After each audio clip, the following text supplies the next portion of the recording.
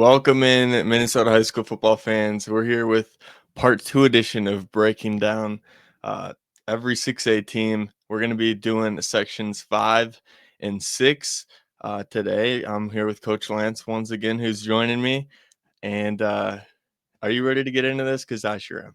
I'm so ready to get into this. I feel like these two sections have been way more chaotic than sections 3 and 4 that we talked about in part 1. Then the East, right? With really one good team. No offense to any other team, but it's really just Forest Lake. And then the other one that is pretty interesting I feel like there is some parody and some storylines that can come out of that one. But yeah, I mean, this one, when you talk about the North and the West, it's like it's the cream of the crop. And yeah, so I can't wait to talk about it. Definitely. Let's get into it. I'm going to pop your screen up and we're just going to hop right into the mid-season analysis as you have it. Awesome. Part 2. So if you didn't watch part 1, we did part 1. That was last week. We're recording this basically the same time we did last week's one. So we didn't record them back to back. That's something to note. So it's going into week 6. Last week's is going into week 5. So we know a little bit more about the teams and some of the matchups that went down this past week that we're able to comment on. But yeah, that's just a disclaimer. We're recording this a week after we recorded part 1. So it's a little bit further down the line, but it's going to be fun regardless. Definitely. And we saved everyone's comments from the story you put out last week as well. Yes. So Shout out to anybody who commented. I love it. For sure. Before we get into all the specific teams, Caleb, we did have 3 comments that were just kind of general 6A, if you wanted to look at those really fast. Yeah, let's do it. Okay, so 2 of them are very interesting. One of them is just Brainerd ? And I'm like, what does that have to do with 6A? Brainerd back to 6A potentially? I don't know. I guess Maybe they're on that just cusp. a Brainerd fan trying to make us say Brainerd, which he got us to do. Oh, there we go. Free plug for the Brainerd Warriors. Next one is, what teams in 6A should drop down to 5A to be more competitive? Coon Rapids. Ooh, all right. Firing one off the bat that we're going to talk about here in a little bit. There we go. And then here's an interesting one, a little more thought-provoking. Someone claims that there are going to be 2 newer teams that make state, which in 6A third round of the playoffs, that we have either not seen ever before or in a very long time get that far. Who do you think those teams could possibly be? Wait, hold on. Before we get into that one, I just want to talk about the Coon Rapids part a little bit more, because for those people that have watched our off-season podcast and like the covering the class realignments, you may not be aware, or you may be aware, but 6A's top 32 teams, right? And I think Apple Valley was the 32nd team for 1 week. So for 1 week, so there was 1 week of Coon Rapids, or at least the public thinking Coon Rapids is going to be in 5A, and some sort of switch, some sort of volunteering and opting down got Coon Rapids back up to 6A. So just an interesting caveat, and that's why, I mean, not only because they're struggling, but enrollment wise, athletic enrollment wise, they are a 5A team. So yeah, for sure. Would they be able to compete? Because if you think about it, they'd probably get slapped into Section 7 up there, like Monticello, Elk River, St. Francis. That's good. I got Monticello at 3 in 5A. Watch out.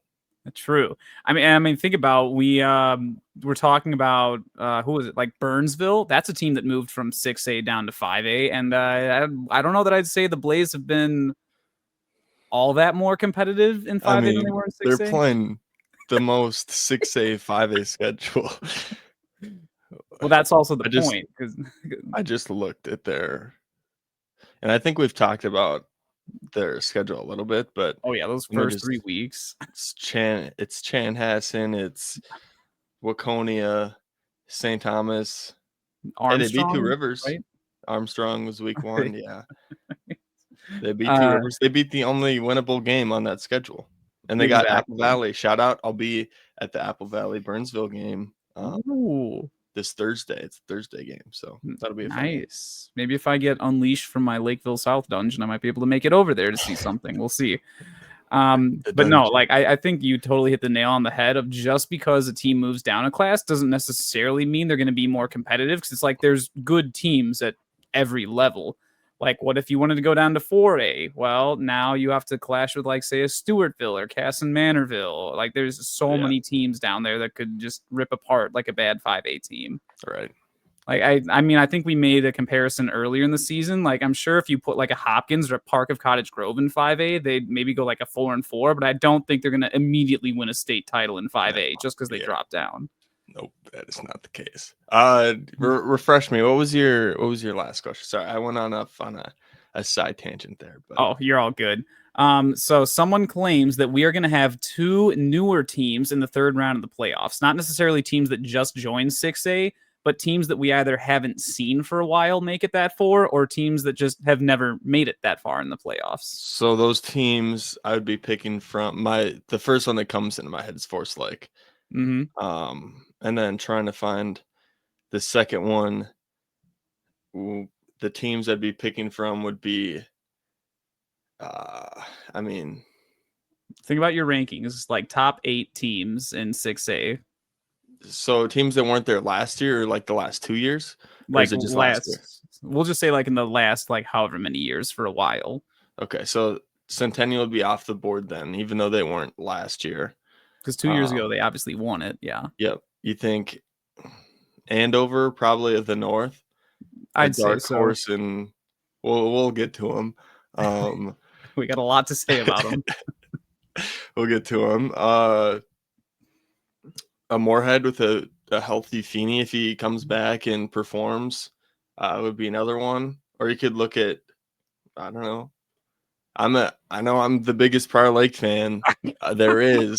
That's also another one that I look at that I think has potential, because I mean, Shakopee, Lakeville South, you wouldn't be able to pick them, right? So I don't know.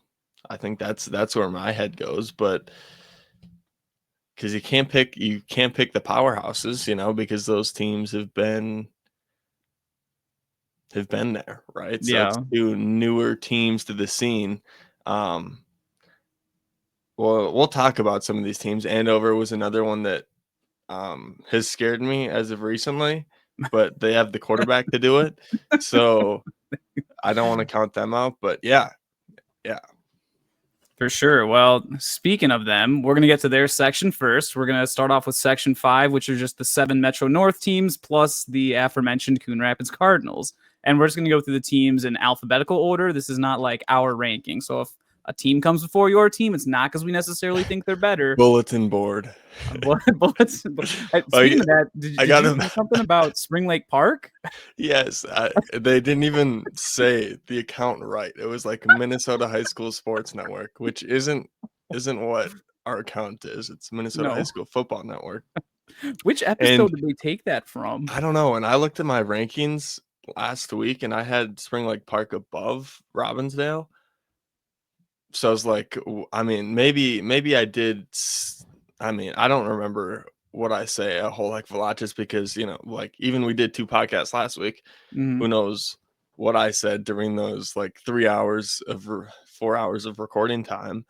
But I was made aware, and it is kind of funny. Like, the podcast got clipped on some Alexandria thing of us saying something about Elk River's going to expose Alexandria or something like that, and that's the reality. You're going to say stuff that comes back to bite you if you put your opinions out there. Because I know last year when I was like, I didn't have the podcast going, and I didn't have, like, I was less doing takes, but just more kind of like social media posts.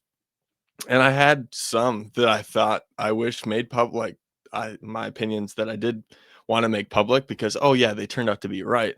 But I did have some where I was like, oh gosh, that was terrible. Thank God I'm not talking about football. And that's just the reality when you start talking about stuff that you're going to be wrong. And I'm completely fine being on anybody's social media and them saying that I'm wrong, because it happens, and I know. they're probably going to be wrong too at some point, and that's just the reality. But it's fun. Yeah, I went back to when we were doing the 5A like preseason breakdowns, and I went through the arm because obviously we ironically forgot to cover Spring Lake Park in that video. So I Yes. went to the Armstrong section, and neither of us mentioned anything about it. So I'm like, wait, where did this like comment come from? Did Coach Wilkie say it on one of the power ranking videos?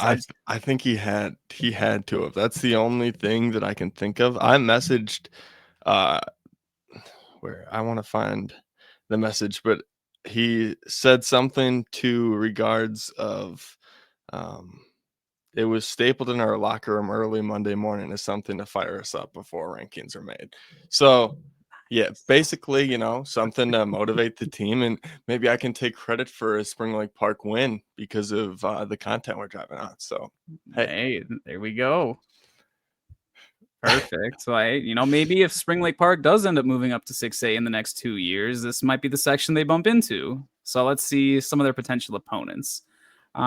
We do have one comment about Section 5 specifically. Someone said the North unironically has some of the best teams in 6A.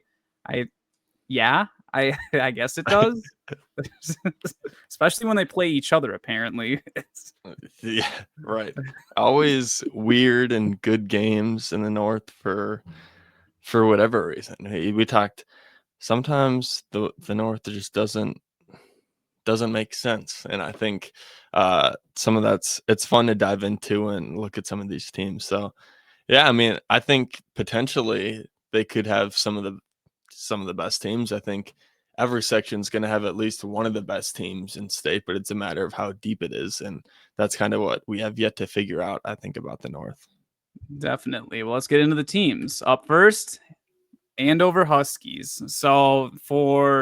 I've got their schedule, obviously weeks 1 through 4. I did update week 5 down here and then the remaining games. As for the stats, same as our last video. The only difference is this top row was their ranking before they played the week 5 game, and then the bottom row is after they played the week 5 game.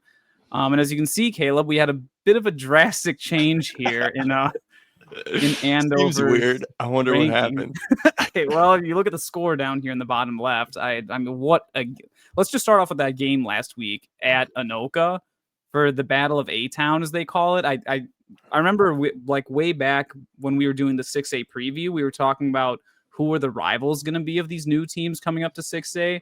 I think Andover has 2 new rivals in Anoka and Centennial. Because I saw a lot of the smack talking back and forth on Insta between Centennial and Andover. I think Where do you find this? I need to see some of this. I just saw players posting back and forth. Like there was I don't know, it wasn't a Photoshop. It was like some remix of the Jalen Hurts saying, well, technically, yeah, they're on our schedule, except they replaced Jalen Hurts with Joseph Mapson. Like it's Nice. Great stuff. Quality more bullets. content. It gave me a good chuckle on my lunch break. We'll put it that way. But yeah, right now I've got Andover, kind of like Coach Wilkie said in your power rankings video. They pretty much control their own destiny at this point. They have that really nice win over Centennial. Champlin, I mean, that Champlin loss may come back to bite them because that is a tiebreaker.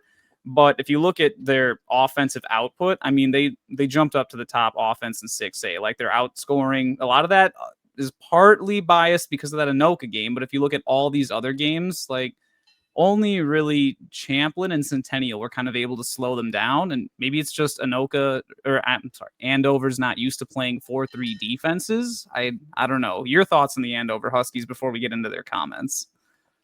Well, I was high on the Huskies, going into. I'm glad we're recording this after. Well, I guess my opinions of from beating Centennial to taking Andover from like just a absolute shootout, like we've talked about.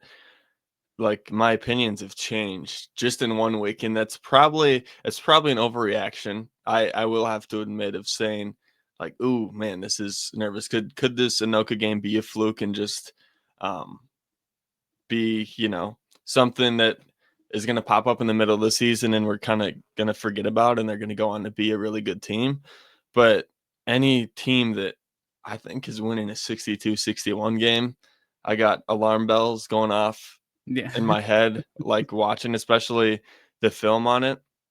Like there's multiple times Anoka was up by 2 scores, Yeah. and It was um, 42-21 at halftime in yeah, favor of at Anoka. halftime they threw like an out route in the end zone. Mapson puts it right on his guy and he drops it, and then with like 10 seconds left, you're like, okay, down 7, and then Brody Rush, you know, takes off for Gone. 80 yards, 90 yards or whatever right before half.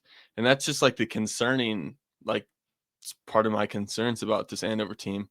Yeah, and we'll talk about Rush and like how good he is, but letting up 61 points to an Anoka team that I think is probably mediocre at best, and I think they are probably better than I'd give them credit for right now.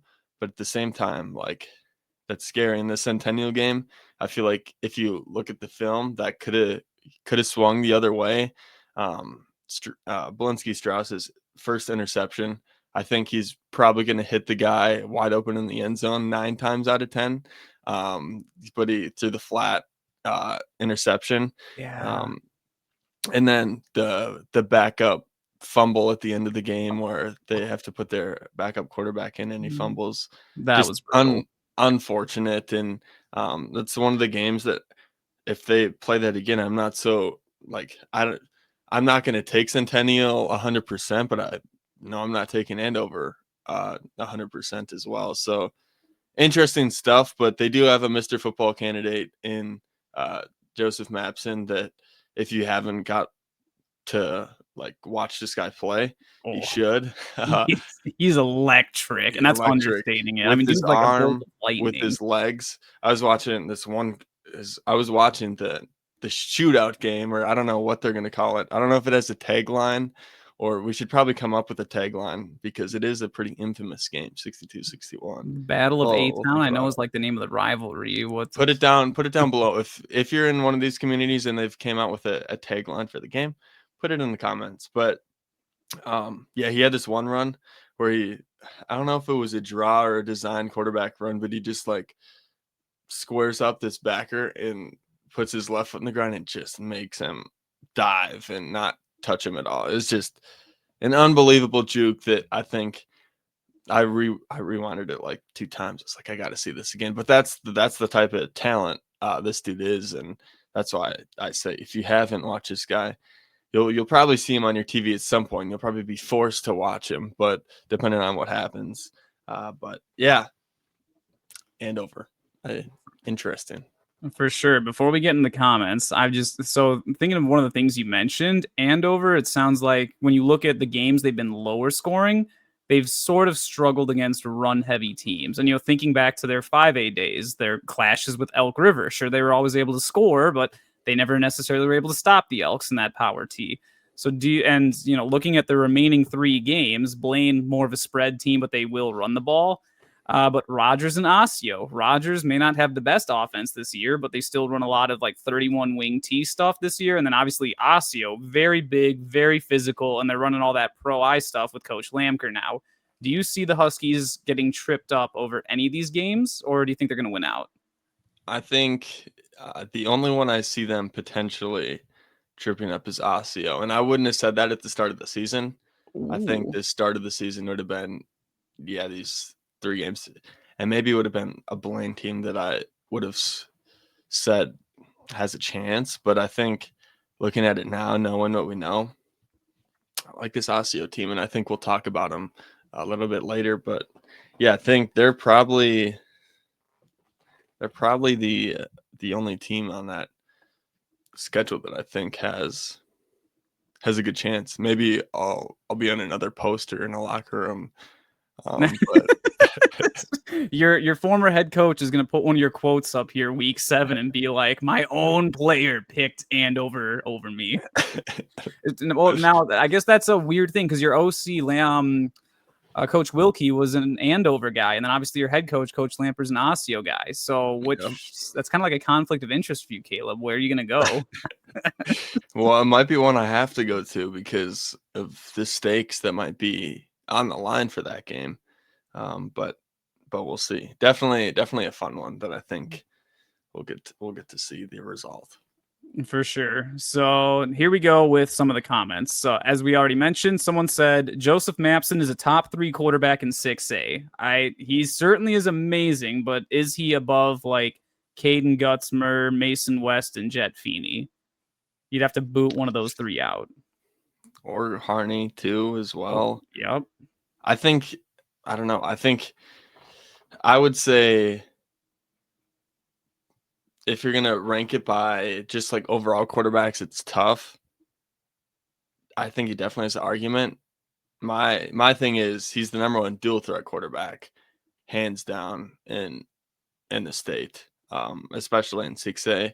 I don't think there's any other dual threat quarterback that comes to mind. Not on his level, at least. Right, exactly. You got the young gun over there in Hopkins that is, I think, has the potential to be one of the best, and he probably is a top 5 dual threat quarterback as well. But there's levels to this, and Joseph Mapson's also a couple years older than Trey too, so that also helps his case. But yeah, I think number 1 dual threat quarterback in my eyes, and then I think whatever rankings like happen, I think I had him at 4, I want to say, in my preseason, and I think it was probably the 3 that you mentioned above him.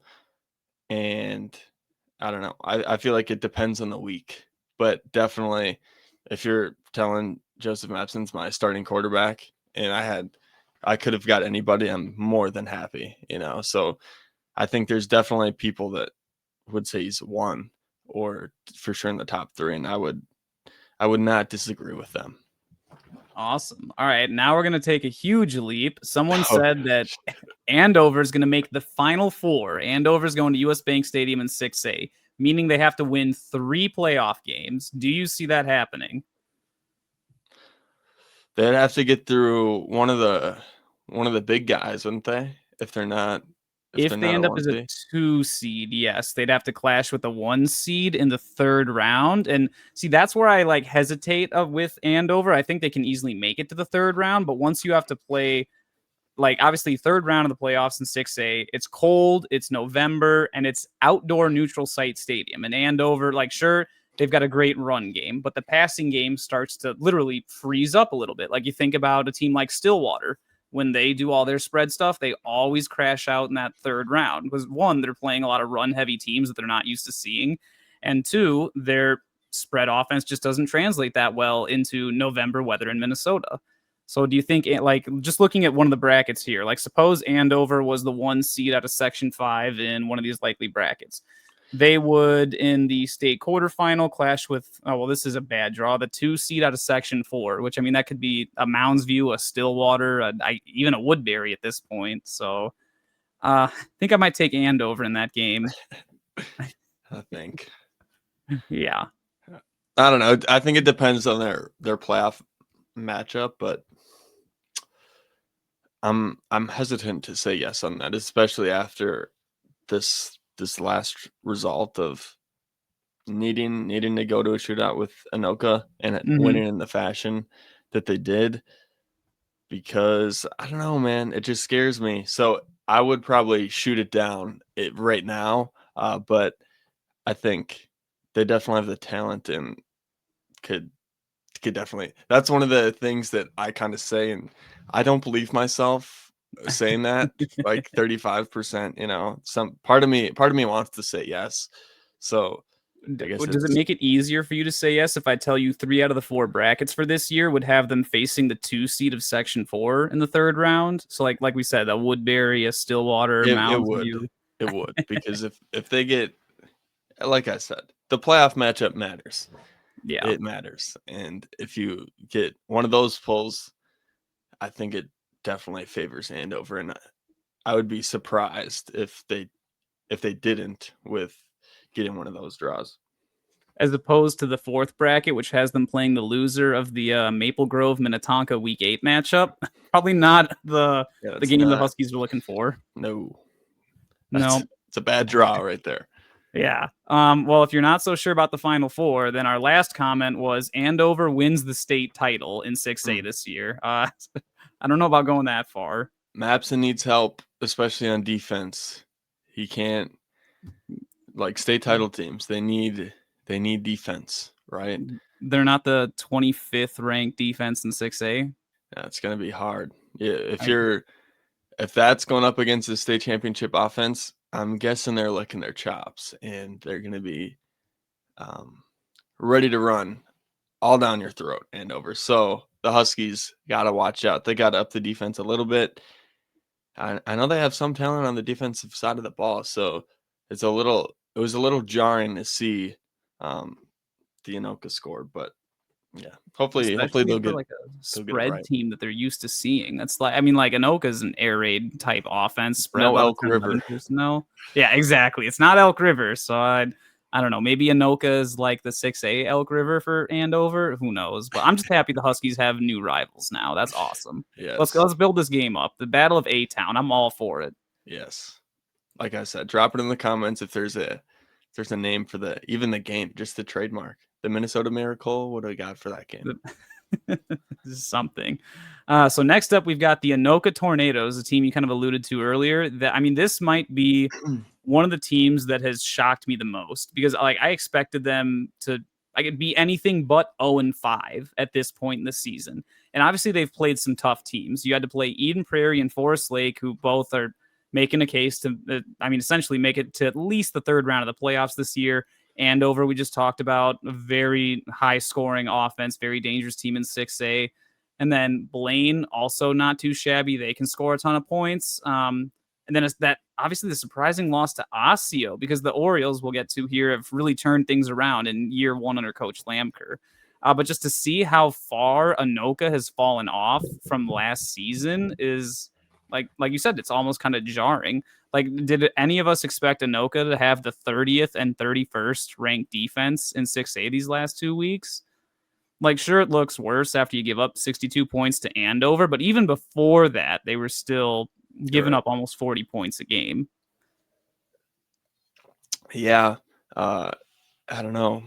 Anoka, I was high on them coming into. I think I had them top 10, and they've kind of let me down a little bit in a sense, but I still think they have talent and beating or should have beating Hanover would have helped that, but losing that game when they had it in their grasp, it's a tough look, and that could have turned their season around, get the vibes going back in Tornado Town. But yeah, man, Sieben, I think, an 11th grader, he's a junior. He'll come back next year. Uh, Brody Rush is a junior as well. He's a dog. If have you seen his stat line from the? Mm-mm. Do you want to take a guess? How many yards do you think he had?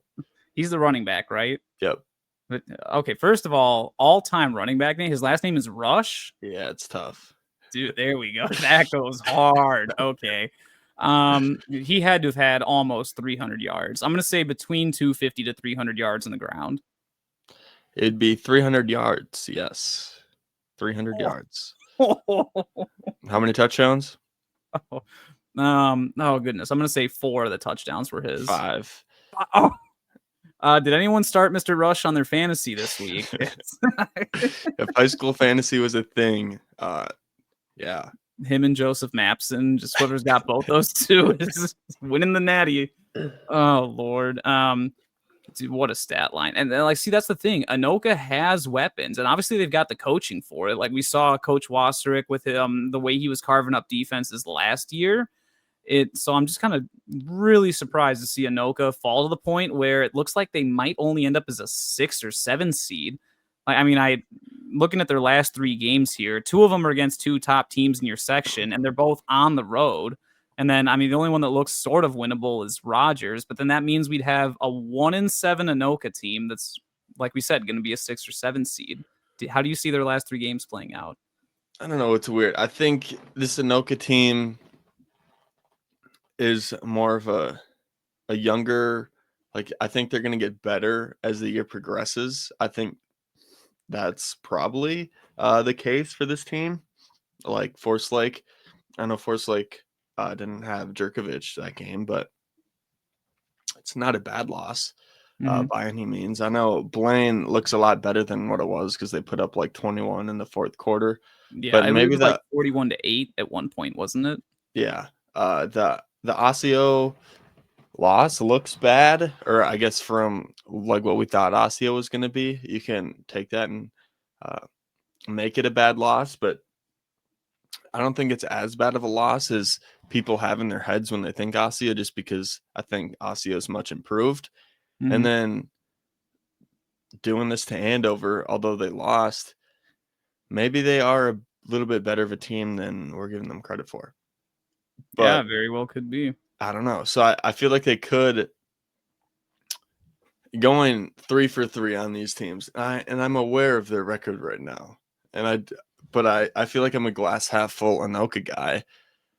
Champlin and Rogers, I feel like I wouldn't be too terribly surprised if they uh, win those games. The Centennial game, I would be very surprised because I think a lot of Centennial, but yeah, Anoka 2 for 3 in the last 3 weeks. There we go. Rides a little bit of momentum into the playoffs. Maybe earn yourself a 6 seed so you don't have to get sacrificed to a 2 seed in the first round. I think they're definitely not going to end the season with 0 wins. That's Nice. a safe Hey, prediction. there we go. Like you said, they got a lot of talent. Let's see them put it into a dub. Next team up on the list, the Blaine Bengals, another Anoka Hennepin school. Blaine's been kind of up and down. I know, like, I just don't know what to make of this team, Caleb. You have a win over I'm right here Lakeville with North. you. We I'm right here with you. You get that win over Lakeville North that, as time has gone on, has actually not looked as good, just considering how North has done. Right. A very strange loss to Rogers. Like, I've watched that game on Huddle, and I'm just like, I mean, to me, it's like classic Blaine syndrome, where if they always have a game plan, and if they go in and their game plan does not work, they don't make adjustments like at all. And I think that's exactly what happened in that Rogers game. Coach Franz just had an awesome game plan. They caught Blaine off guard. Bengals don't adjust and they get cooked. But It's then you Rogers' look only win this at season. it's even more of a head scratcher. But then you turn around and you look at like the Anoka game. They come out with a great game plan and they were torching Anoka for 3 quarters until they start to take their foot off the gas. Right. And if you look at like Blaine's scoring, their defense, and their point differential, I mean, they're all like hovering just outside or at the top 10 in 6A. So like clearly this is a good team. And I currently have them sitting at like Good a 4 team. to 6 solid team. Is that better? Middle of the pack. Yeah, I'd say that's but like upper middle pack maybe. Because I don't feel like they're like a middle, like a Woodbury. I feel like What do they're you think obviously they're Prior not Lake upper. is what I think And of Blaine. I that's actually a funny analogy because I see a lot of similarities between these two teams, and we might get a matchup between them in the first round of the playoffs. So that's kind of fitting. Your thoughts on Prior Lake are well documented. If you didn't get that comment, just watch our first podcast. Oh boy, for sure. But yeah, like looking ahead to Blaine's schedule, obviously you still play two of the top dogs, funny enough, in your section with Centennial and Andover. And I don't know that 3 of the Osseo top is, dogs. yeah, three. Well, that's true. We'll get into that third one in a second. But I don't know, Caleb. Sure, if Blaine wins all three of those games, hypothetically, they'd be able to make a case for, hey, we should be like a 2 or 3 seed. But It's a big leap. big, exactly. It's a quite the leap. I see them finishing more somewhere 4 through 6. And I don't know. That loss to Rogers is really going to come back to haunt them, especially if they lose the next 3 games. Yeah, I think I would second all your thoughts. I think it makes sense that they're going to be hovering around 500, and that's why I said middle of the pack team, because I mean those 3 teams are, I would say, the 3 best teams in the section that they have to play the last 3 games. So definitely a bumpy road that they have to go up, but who knows, with this Blaine team not making sense, maybe they rattle off 2 or 3 wins and you're like, what? That didn't make any sense. But True. I feel like this Blaine team's a mystery box. Definitely. I mean, even think back to the playoffs last year. They barely beat Rosemount in the first round on a last-second field goal, a 1-7 Rosemount team, and then the very next week Don't you go to mention Caleb it. knows what I'm about to mention. And then the next week he takes the headphones off. Next week they had that huge, just dominating win over Forest Lake. There it is. And then they turn around against Minnetonka and just come out like flat. Well, then again, everyone kind of came out flat against Minnetonka last season, but it's just you never got hurt that game too, which also.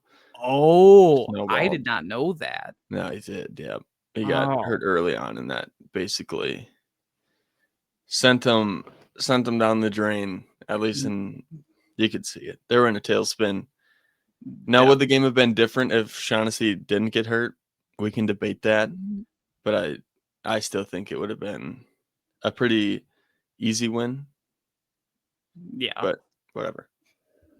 Exactly. And I think Blaine was the only team out of the Metro North that we didn't have comments on other than Rogers. So Come on, Blaine. Come on, Blaine. We need, for the third biggest high school in Minnesota, we need a little more representation in the comment section. Unbelievable. Yeah. But let's get on to the next team, Champlin Park. So I feel like this is one of the more interesting teams with a little bit more upside to them. I know that team's very young. They're starting a ton of juniors. We kind of talked about them in our preseason rankings as potentially like a dark horse team, not just in 6A, but to maybe win the Metro North or at least compete for it.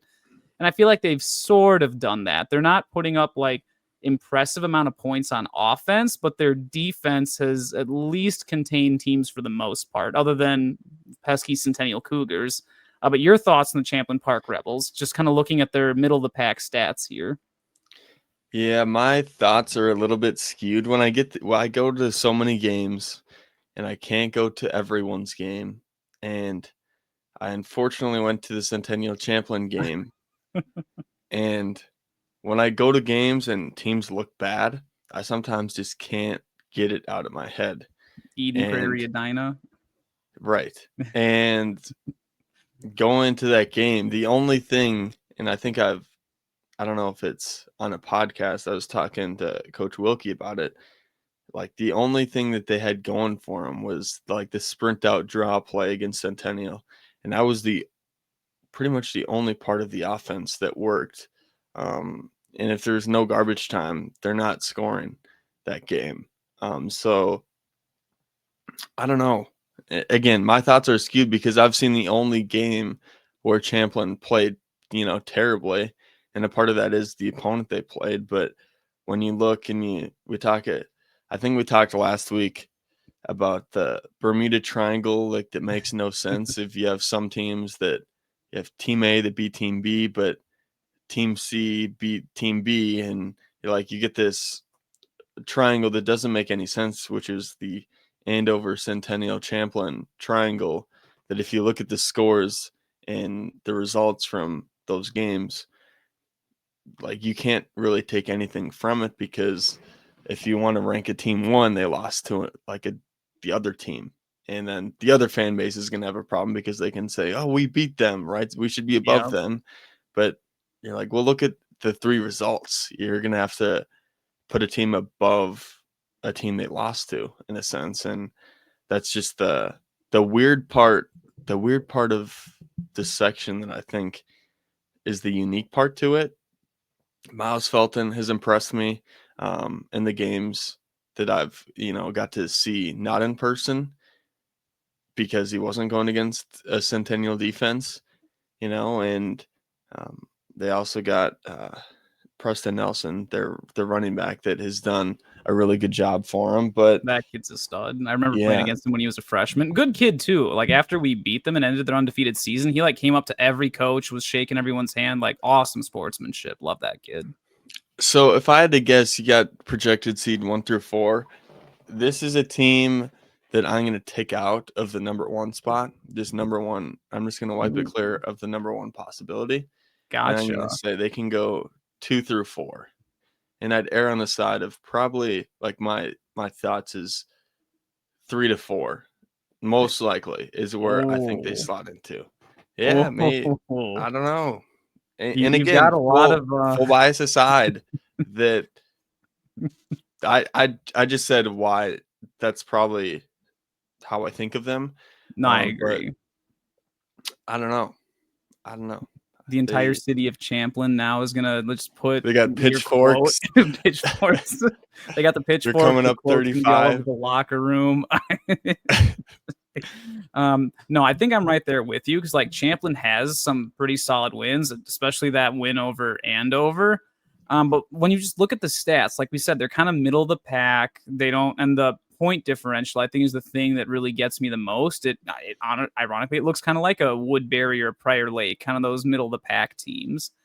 And it's, or even Blaine for that matter. It is very strange, but I don't see a team with like stats in the middle of the pack like that earning a 1 seed, especially when, like we said, they have the tie-breaking loss to Centennial, and Andover might not lose another game.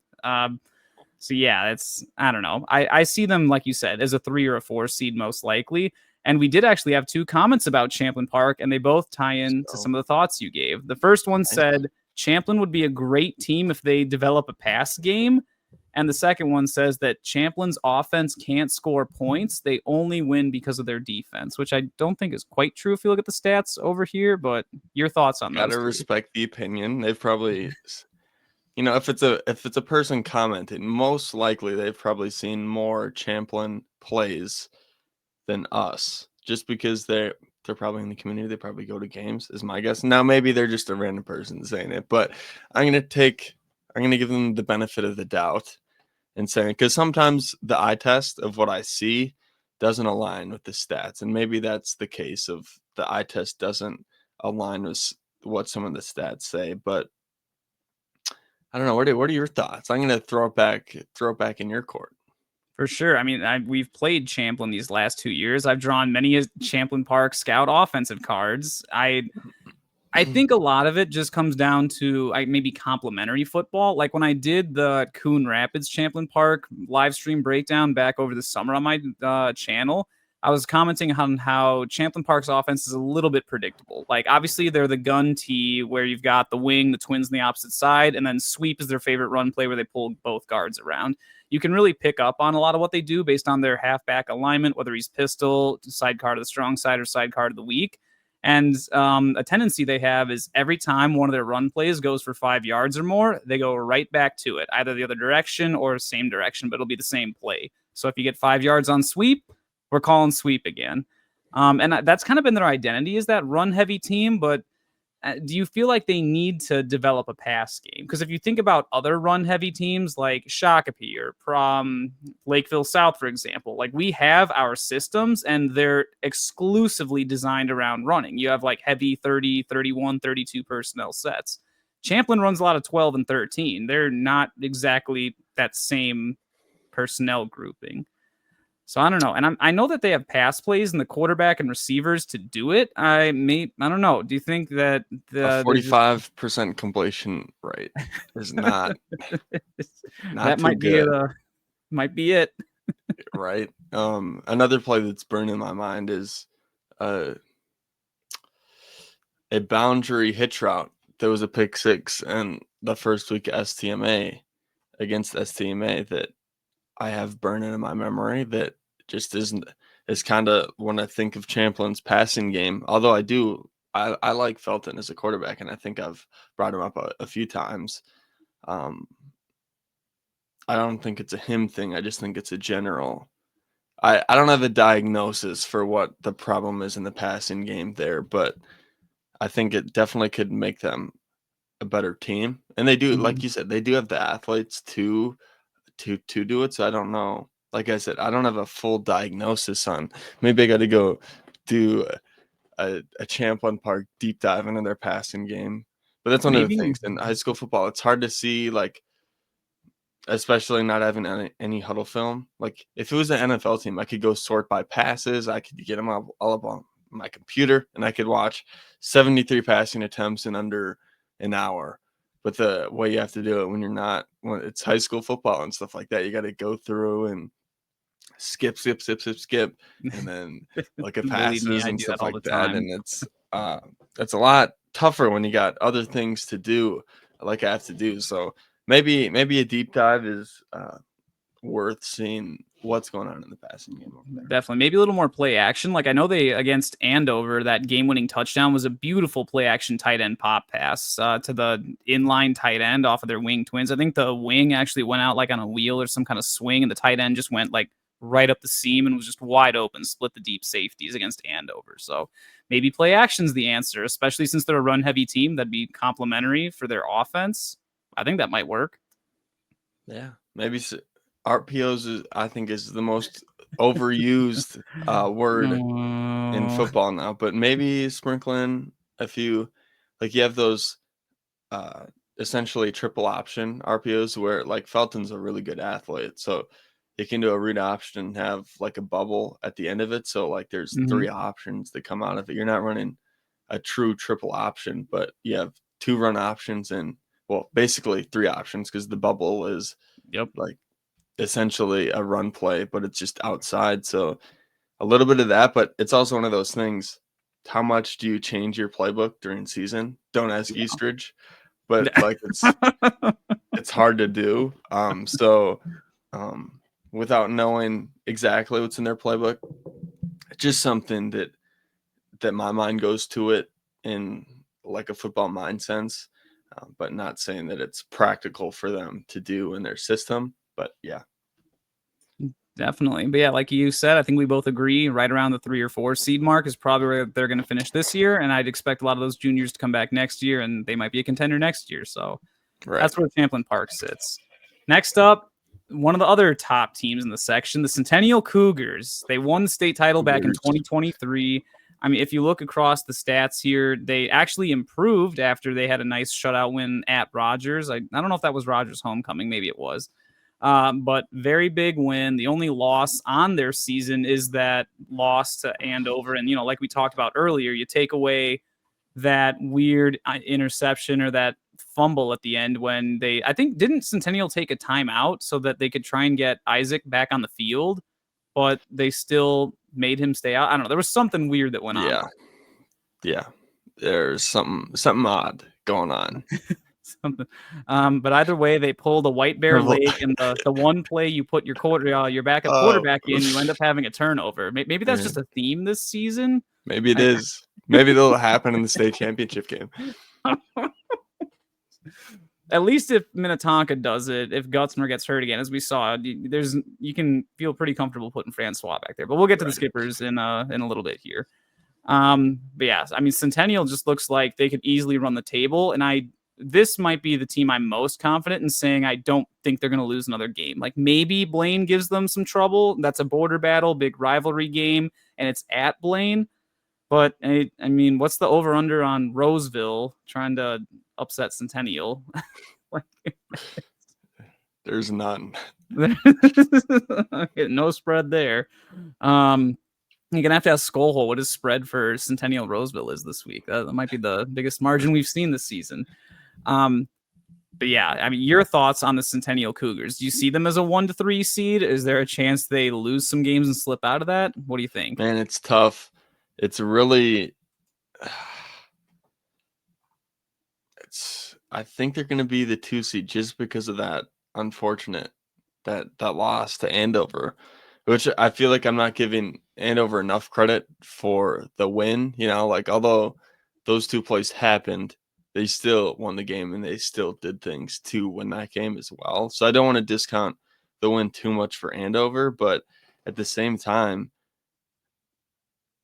like you look and if these teams win out, who's going to be a 1 seed, right? So that's the thing, that now the ball's not in their court, and I would say they're probably going to be a 2 seed, even though I think they should be the 1 seed.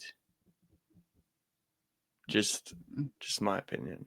I mean, if they both win out, Andover's got the head-to-head tiebreaker, even though I think Centennial's QRF is slightly better because of that Rosemount game. If Rosemount continues to win out, which, as we talked about in part 1, it's a very likely possibility, then the QRF would be a little higher. But I mean, with the way I'm curious, is the QRF,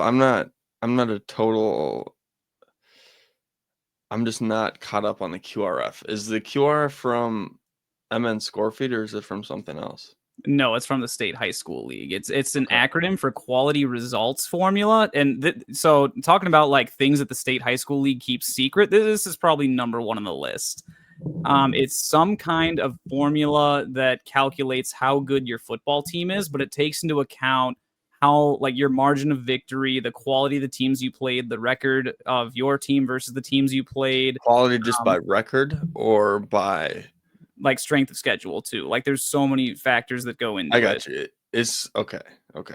I was just wondering because like you think a opponent is more quality than I think an opponent is. How does it take into consideration that? Is it just strictly off wins and losses, or is it a deeper like opinion, if that makes sense?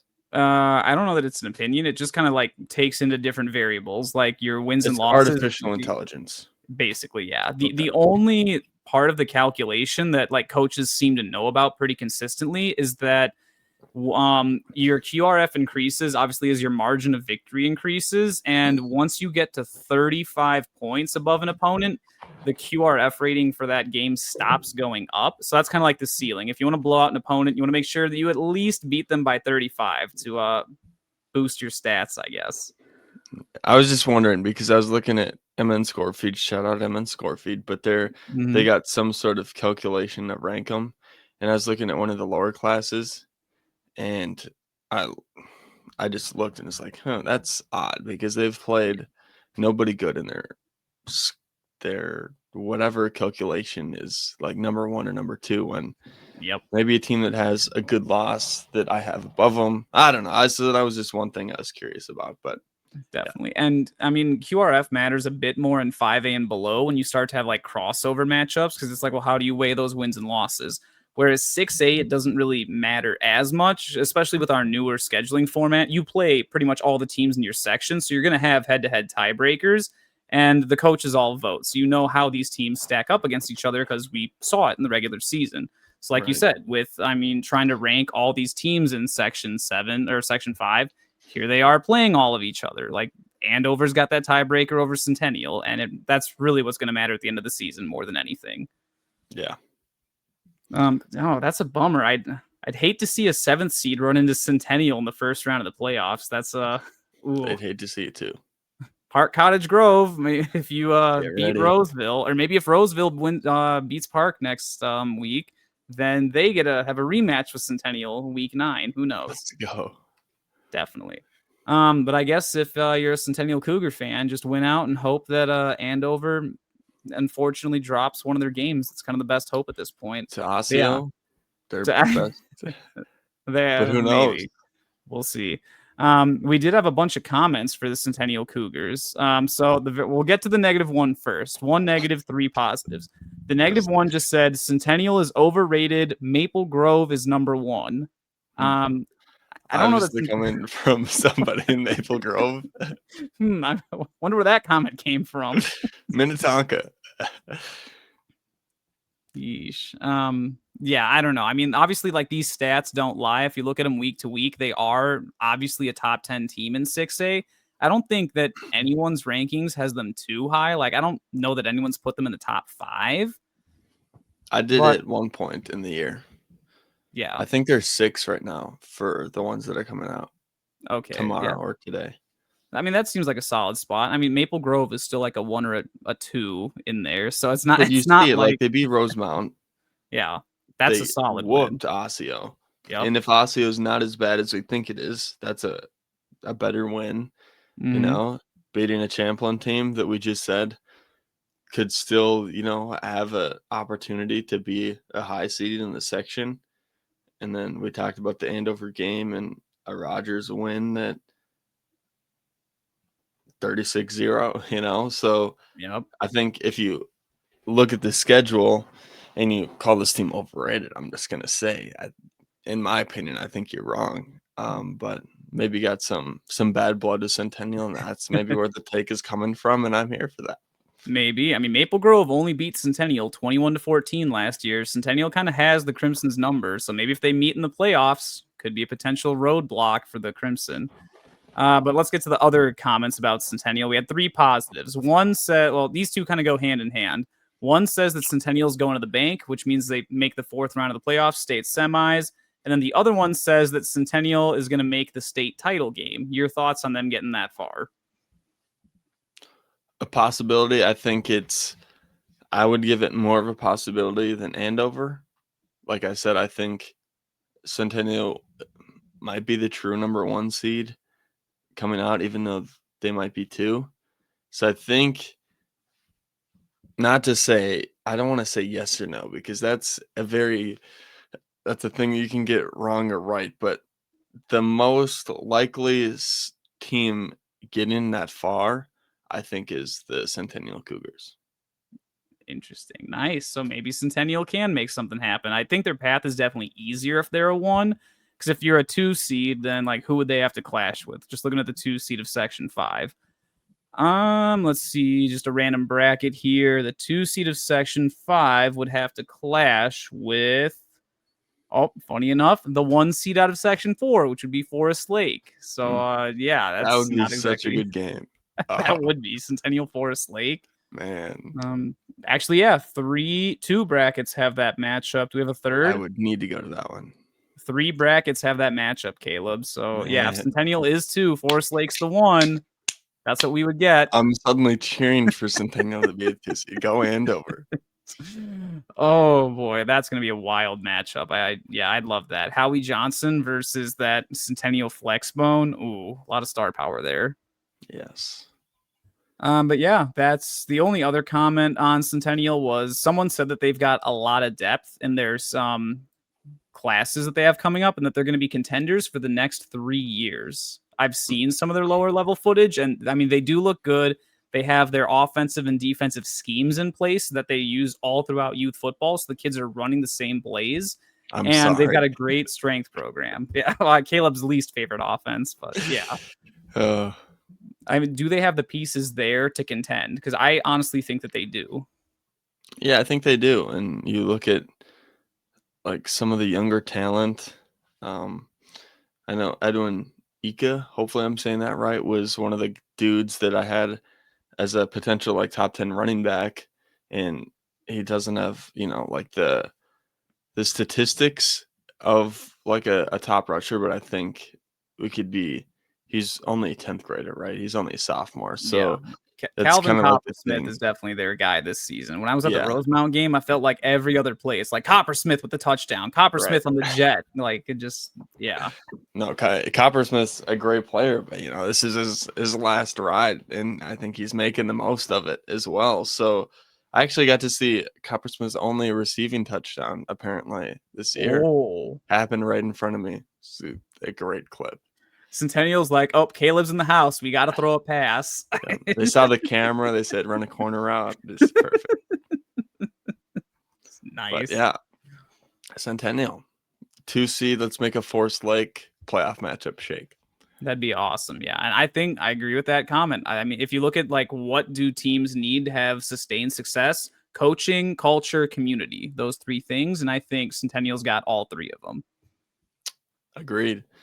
All right. So next up, we're going to go to the opposite end of the, I guess, rankings in Section 5. We've got the Maroon team, the Coon Rapids Cardinals, who we said at the beginning maybe ought to move to 5A, which, funny enough, is actually the one comment we got about Coon Rapids, Caleb. It said that Coon Rapids needs to move back to 5A to see any form of success. Your thoughts on the Cardinals? Any form of success. Oh, gosh. I like the way that comment is, but yeah. Hey, 14-21 against Eastview. Not terrible, Mm-hmm. I was higher on this Coon Rapids team, and I was dead wrong. But I got to see them at a 7-on-7, and I got to see them go against Blaine in the summer, and I thought they performed pretty well in the two times that I saw them, and I thought they were going to be better. I like their new head coach. I think he's trying his best to change the culture over there, but I think it's a big mountain to climb in inheriting a program that, like, I don't think he was the one that chose them to play up to 6A when they were in 5A. So I don't think that's his decision. Maybe he did maybe he did volunteer himself, but I think that's a higher up thing. But either way, I like what he's doing over there. I just think it's one of those things where I don't think no matter who's the head coach inheriting, it's going to take a little bit. It's not like an Osseo situation where you're kind of seeing the turnaround happen really quick right in front of our eyes in season one. I think this is more of a rebuild than I think I thought it was going to be before the season, and I think the rebuild's going to start taking shape when they move down next to realignment. So they're going to struggle for these next couple years while they're playing 6A, but I think for sure they're going to move down the next realignment cycle, and we might see the arrow going up in Coon Rapids football, because I know there was a point where I feel like I forgot his name, but I know he's playing at Iowa State. You know what I'm talking about? Kaijon Cummings Yep. Coleman. Yes. Yes. Oh, Yes. he Yes. was a stud. Great. So they have athletes. When I was playing, Jordan Doe was one of their like best players, and he was a good athlete. I think they have a lot of talent, and I think two of their receivers, even Aiden Snow, I think is a pretty good like trio to have, at least on offense.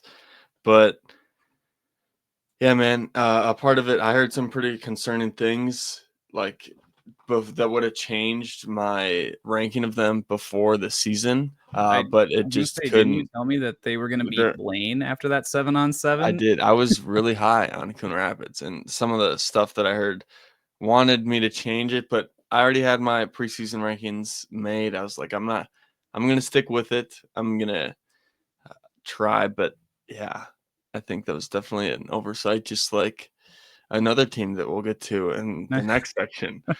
Um, Uh-oh. but hey, you're bound to be wrong in some of the projections. We'll see. Do we think Coon Rapids is gonna get another win? Oh, I think Or so. I I guess mean, a win, not y another win. for sure. You just look at the rest of their schedule. I mean, they've only played one Park? of their 4 Are we gonna Maroon see games. let's Are we gonna see a Park W? One of those 2 teams has to get a win this season. Same with, I don't think Roseville's won a game either. I'm So gonna it's say like, they're gonna beat Park. oh, we're picking Coon Rapids over Park Cottage Grove. We just Yes. gave, Are they Coach gonna let me Strickland down the quote to twice put in up in the one locker season? room. That's Well, Park might not be watching this one. Maybe there's but they don't even know they're being talked about in this video. no, That's because the we're thing. like, we're not sections 5 and 6. Exactly. We don't need to watch No that. locker room posters here. But the Roseville one also. I think Roseville, I could see another over team. Some team has to win when two teams play. That, So unless you're the Dallas Cowboys and the Green Bay Packers, apparently. that is true. I don't think can high school games end in a tie? I don't think varsity games can, because you have like that. You remember from the Stillwater Forest Lake game last year, you go from the 10-yard line, it's first and goal from the 10, Yep. and you keep It's playing basically like until college. team scores another one, like either isn't able to match it or turns the ball over. Yeah. I know that at like the lower levels that wasn't a thing, because I had a ninth grade football game that ended in a tie. Then again, that was when I was growing up in Illinois, but generally we don't have ties in Minnesota, I don't think, because they just keep going back and forth until we have a winner. Yeah, we'll see. Coon Rapids, definitely a letdown for me. I was a Coon Rapids believer. I still am. Just give it 2 years, 3 years, and I think I might be back on the Coon Rapids train a little bit. I'll be a little bit gun shy to hop back on the train just based on what they did to me this season. But hey, a Coon Rapids win coming up for week 6. Let's do it. Hopefully so, because so it says they're a projected 8th seed. I don't know if we talked about that in this video yet, but since they are a Metro Maroon team, they'd have schedule relief. They get to play other Maroon teams in exchange for being the lowest available seed in their section. So that's why they're just projected as an 8, regardless of what their win-loss record is. If they do end up there, they would have to play. Let's take a look at their bracket. Maybe this will change your mind. One. So 2 of the brackets would have them playing the Forest Lake Rangers, so you get to go to that game. one bracket, and then the other two are different. A third bracket has them playing the winner of Maple Grove Minnetonka, and then the fourth bracket has them playing the winner of Rosemount Lakeville South. So that's tough sledding for the Cardinals, any of those matchups. If I'm being honest, I don't think we had to go through the matchups for the first round. Coon Rapids is like, bro, can we just win a game? We don't need to talk about like the impending doom week 9.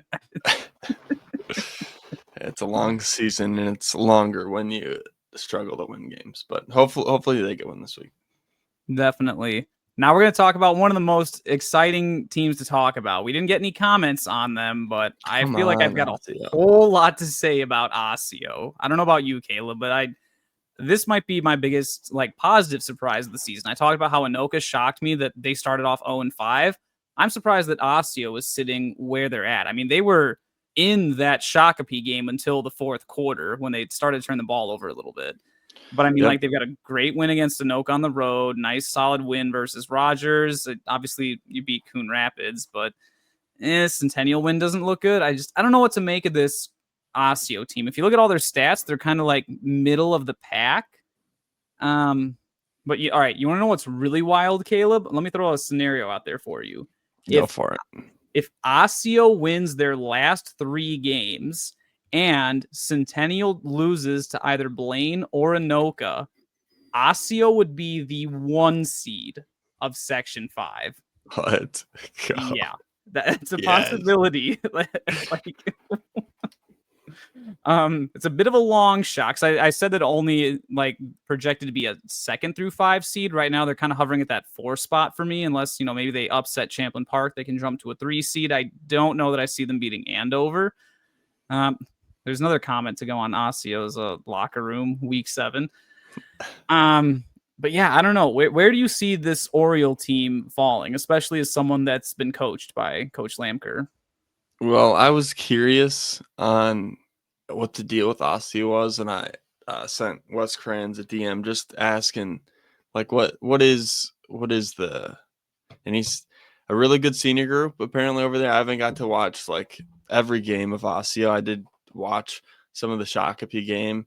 I didn't watch the Centennial game because I just figured that was a route. Apparently they were fumbling the ball left and right in that game, which kind of led to it. So, and some of that's probably Centennial causing it, but some of that's also maybe it was a bad weekend. If you do have an Osseo Centennial matchup now, it'll look like a closer game because I'm an Osseo believer. Back to your, the Lamker situation. I think the turnaround he's done is just really impressive, especially this is just year 1. And he's already kind of turning around an Osseo program that was in the dungeon, at least my dungeon last season, that it was an unfun team to just like watch. And I didn't really pay much attention to them. And that's completely flipped, where I'm really interested to see every week what Osseo is doing, where they are, what happened in the game, because I'm trying to figure out what this Osseo team is. And I think this Osseo team's better than I think a lot of people think they are. Definitely. I mean, like, to reiterate how good of a job Coach Lamker's done, like, they have more wins in the first 4 weeks of this season than they've had in the last 2 seasons combined, maybe last 3 seasons combined. It's been awesome progress for Osseo to see just like the turnaround. Yeah. 1, 2, 3, get rid of it. Don't scramble. Don't scramble. I don't know how many whistles have been thrown or clipboards. Love the guy. He's awesome. He's a fun coach. Sounds very probably one of the most intense coaches in 6A. And I know we got a lot of intense guys, but Lamker is, I would say, I'm biased because I've been coached by him. I've seen him go in games and stuff like that. I'm sorry for any ref that has to be on the field when Lamker is, because on the sidelines, I would be right next to him, in some of these games at Augsburg, and man, he lets the refs hear it. He just has so much passion for the game that's it's really fun to watch, and it's one of those coaches where you probably hate them if you go against them, but if you've got to play under them and like seen them work, built a relationship with them, you see the good in them and not see like what would be considered like the annoying part if you get beat by Osseo and he's screaming, like trying, just being the Lamker intense self that he is. But yeah, I'm an Osseo fan. Definitely like this team winning, and the turnaround is something that I enjoy seeing. Definitely. So, with that being said about the turnaround, where are these Orioles going to land with their projected playoff seed? How are they going to fare in these last 3 weeks, especially weeks? I guess all 3 of the weeks are against pretty tough opponents, at least I want to compared to say, I want to say they land at third. third. They're going It's to, gonna go. It's gonna go Andover, Centennial, Osseo. and then Champlain Park gets booted down to 4. Yep. Oh, and then Blaine would probably be 5, Rogers and Anoka 6 and 7. Yeah. And wow, oh, dang. Third seeded Osseo Orioles. And they're going to get a 6 seed in round 1. That's a very Flying winnable game for high. them. I'm a believer. There we go. Osseo Lakeville North round 1. That'd be a banger.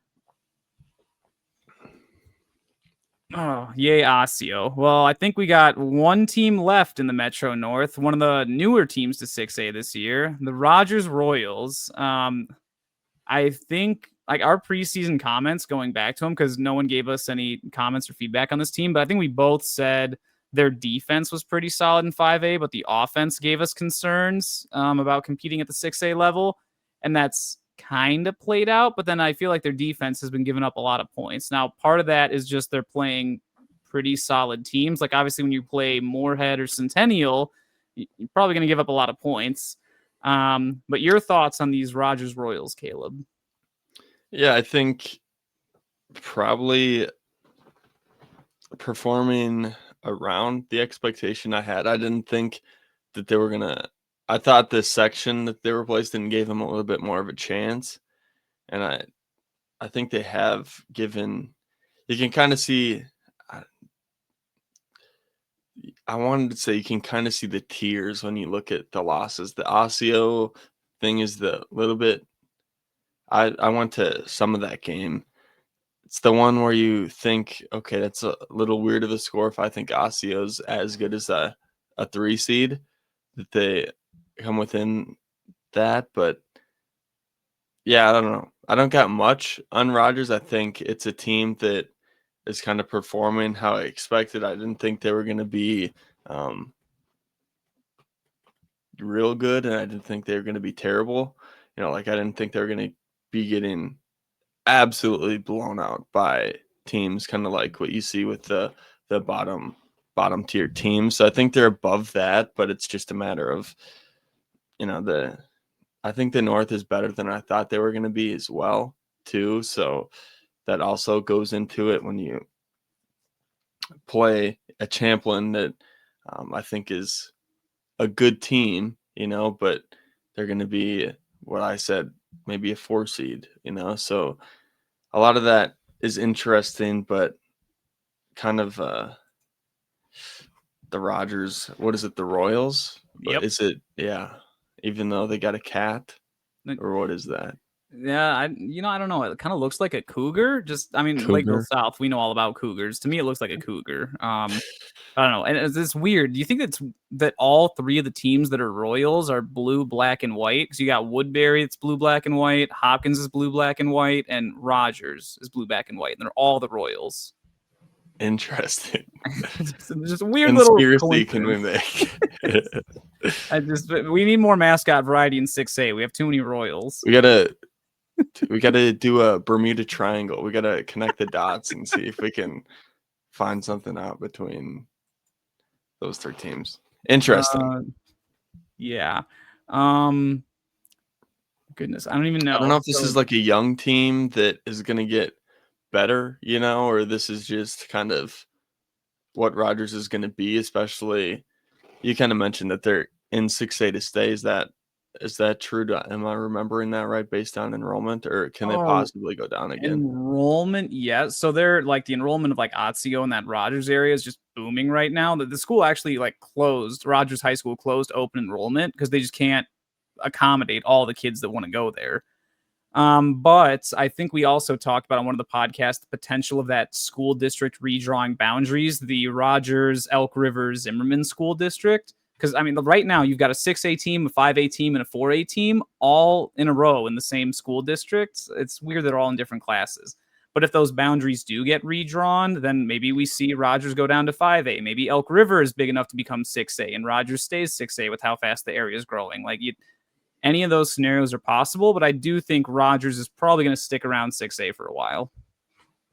Yeah, so we'll see. We'll see if this is the worst that they're gonna be in 6A, or they're kind of hovering around this middle to lower region for a little bit, and then they trend up. But we'll see what the arc of Rogers is gonna be over the next few years. I think just looking short-sighted over the next few weeks, the arc might be taking quite a dip. You have to play on the road at two teams that both just scored 60 points on each other. So that does not fare too well for the Royals. Like, at least you get Egan at home week Yep. 8. That'll be a competitive game. But yeah. But then again, you never know. They were able to turn around and shut out Blaine. Maybe they pull like the ultimate curveball and shut out Andover, and we're like, whoa, what just happened to the rankings? Like, Whoa. it's It's a big jump.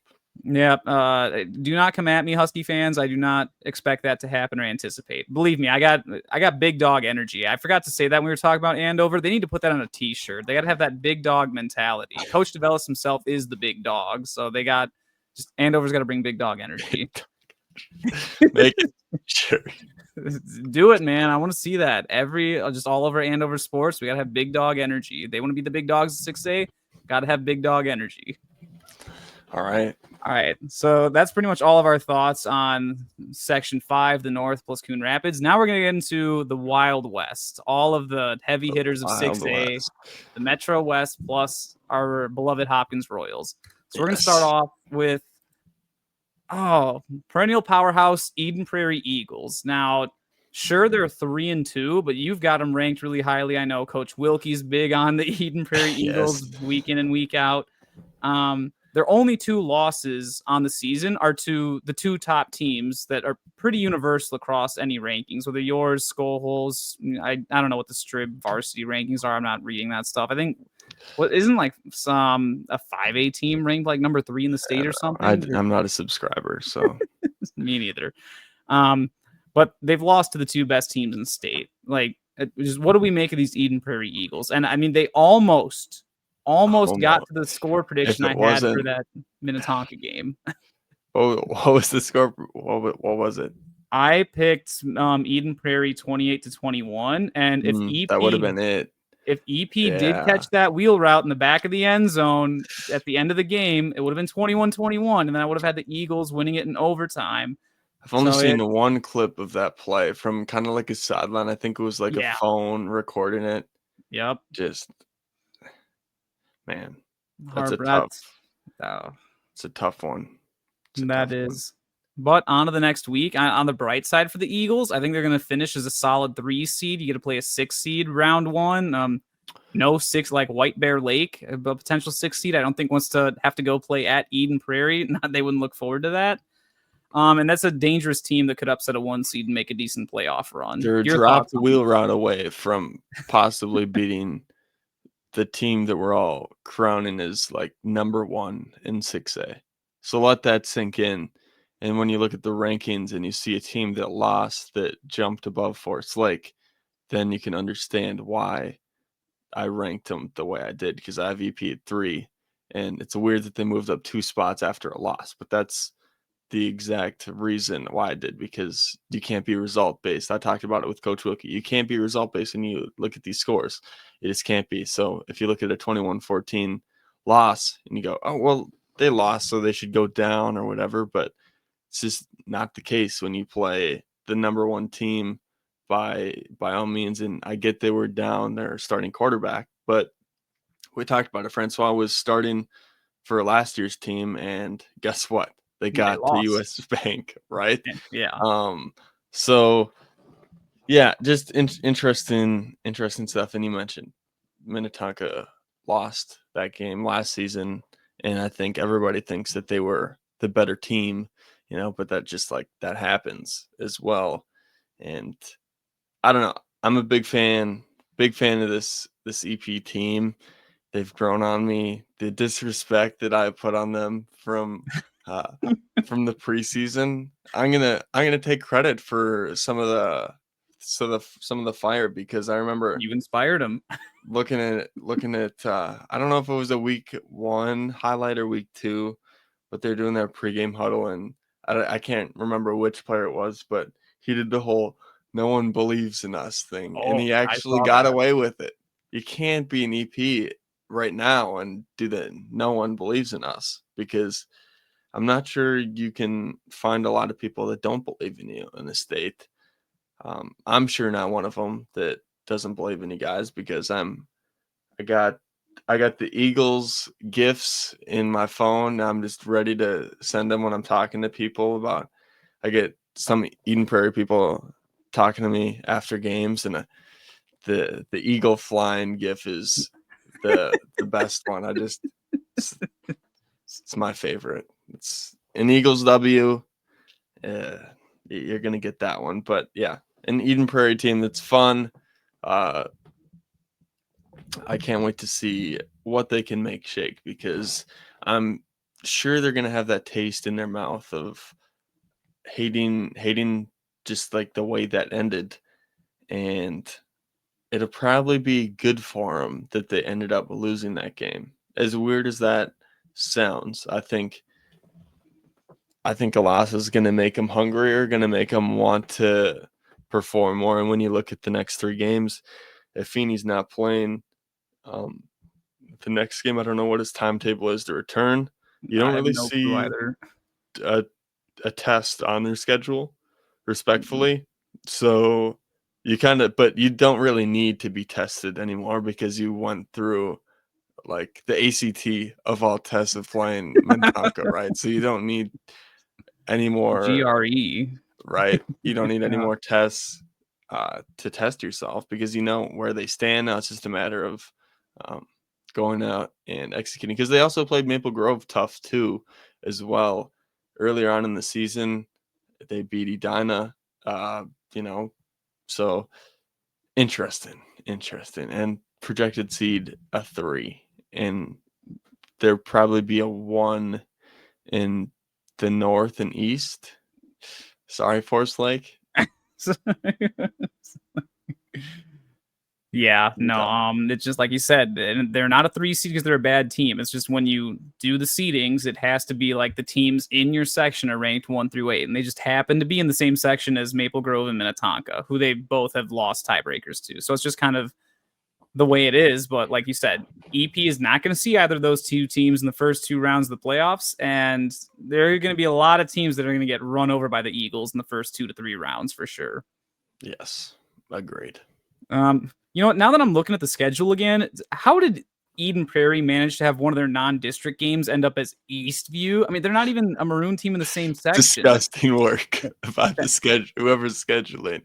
that and the Centennial Roseville game, like those are just 2 games that stick out to me. Is how did this happen? Like a top team in one of the sections is playing a Maroon team in a different section. It's just really strange. Yeah, just let me craft the schedules for the next realignment cycle, and I think we'll all be good. Forest Lake plays 8 Maroon teams, wins the games like 200 to 0. Oh no, Forest Lake. No, it would not. If I'm making the schedule, it's going to be tough games. The whole Forest Lake wouldn't be getting away doing a whole season with only playing real like one opponent that's you know testing them. They play Centennial. They play like Eden Prairie. Imagine, I mean, like a Chanhassen. I mean, I'm just thinking of like teams around, kind of like in the vicinity of a Eden Prairie. Like that'd be a fun matchup. That would be a 5A to 6A team. Maybe Hmm. we could get a Call Elk River up and get them down to Eden Prairie and get a battle of two historic programs, That'd just be some of awesome. that, but Eastfield, Find Eden sure, Prairie let's scrimmage do it. footage, because I believe that Chanhassen actually scrimmages with EP before every season. Let's go. So that film's out there somewhere, Caleb. It does exist.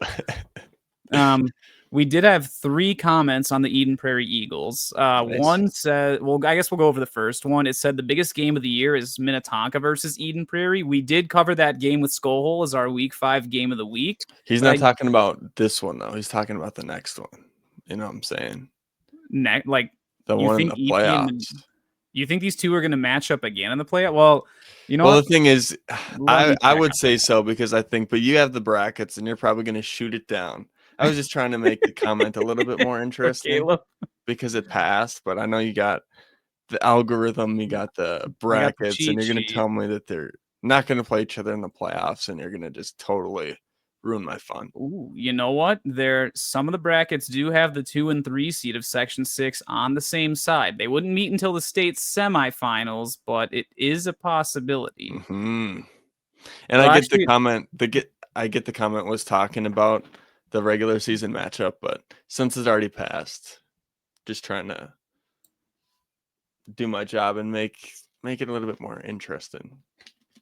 Definitely. So yeah, that might be another big game if it comes to that, depending on what bracket gets drawn. Semifinal? Yeah. Now, speaking of playoffs, the next, well, I guess these two kind of go hand in hand. One person said that Eden Prairie's underrated, and then another comment says EP is winning the state title this year. Did I underrate them at the start of the season? Yes. Are they underrated now by anybody? I don't think so. No. And the only person that was underrating you guys is probably me, to be honest, if I had to guess. So I don't think that's a factual statement of EP being underrated.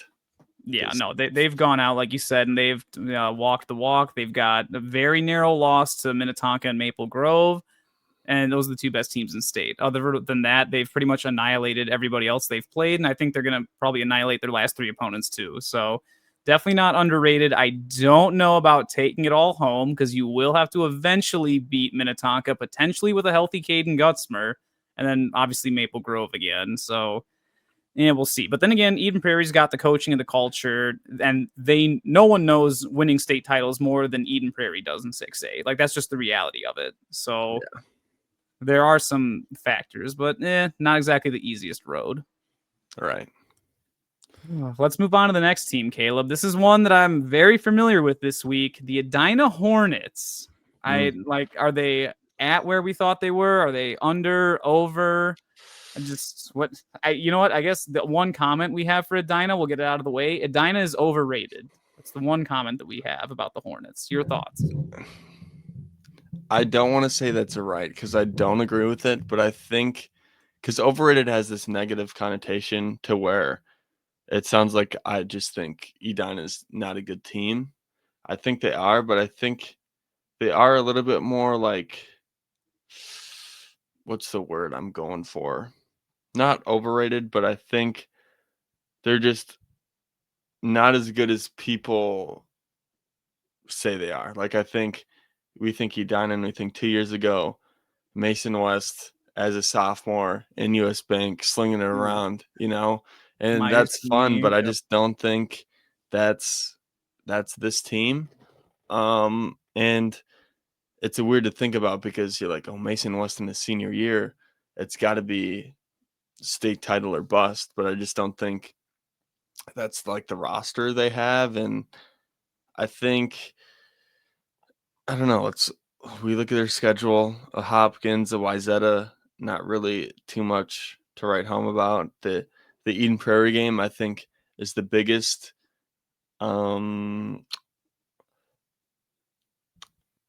red flag in their schedule of we know how the Eden Prairie game went last year, and we look, and you can get in trouble comparing scores, especially year to year, with the turnover that happens in high school. But for the most part, pieces are pretty similar. Like you got your big chess pieces that are coming back to Edina, and they get routed the other way this year.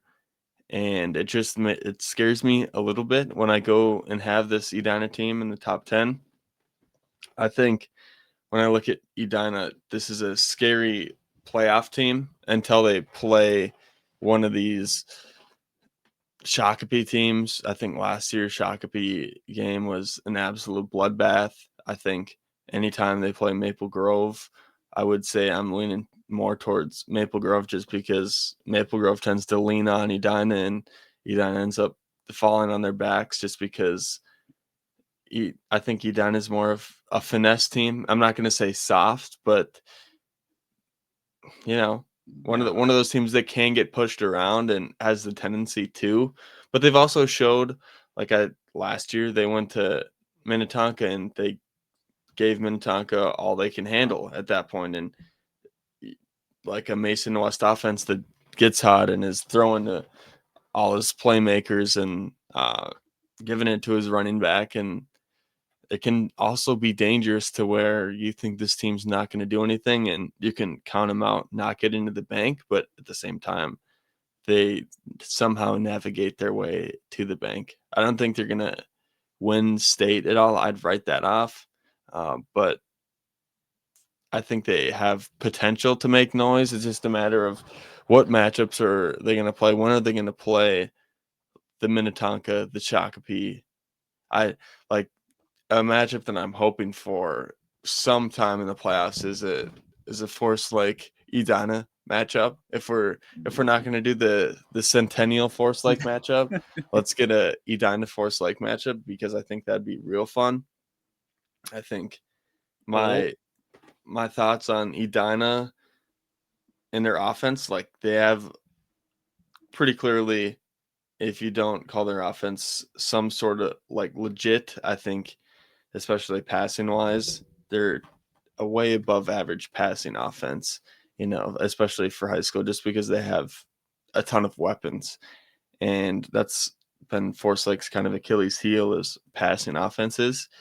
And with Forest Lake being legit, it's just as a Forest Lake person, I've wanted to see what Edina can do and how they make Forest Lake look, because would Edina be a higher seed in a different section? Yes. Could they be a potential one in the East? I think very much so, as well as the North. I think the South is a little bit that's when you got the Lakeville South, you got the Shakopee, stuff like that. But I don't know. Definitely a team that's going to make noise in the playoff and probably be better than what their seed is.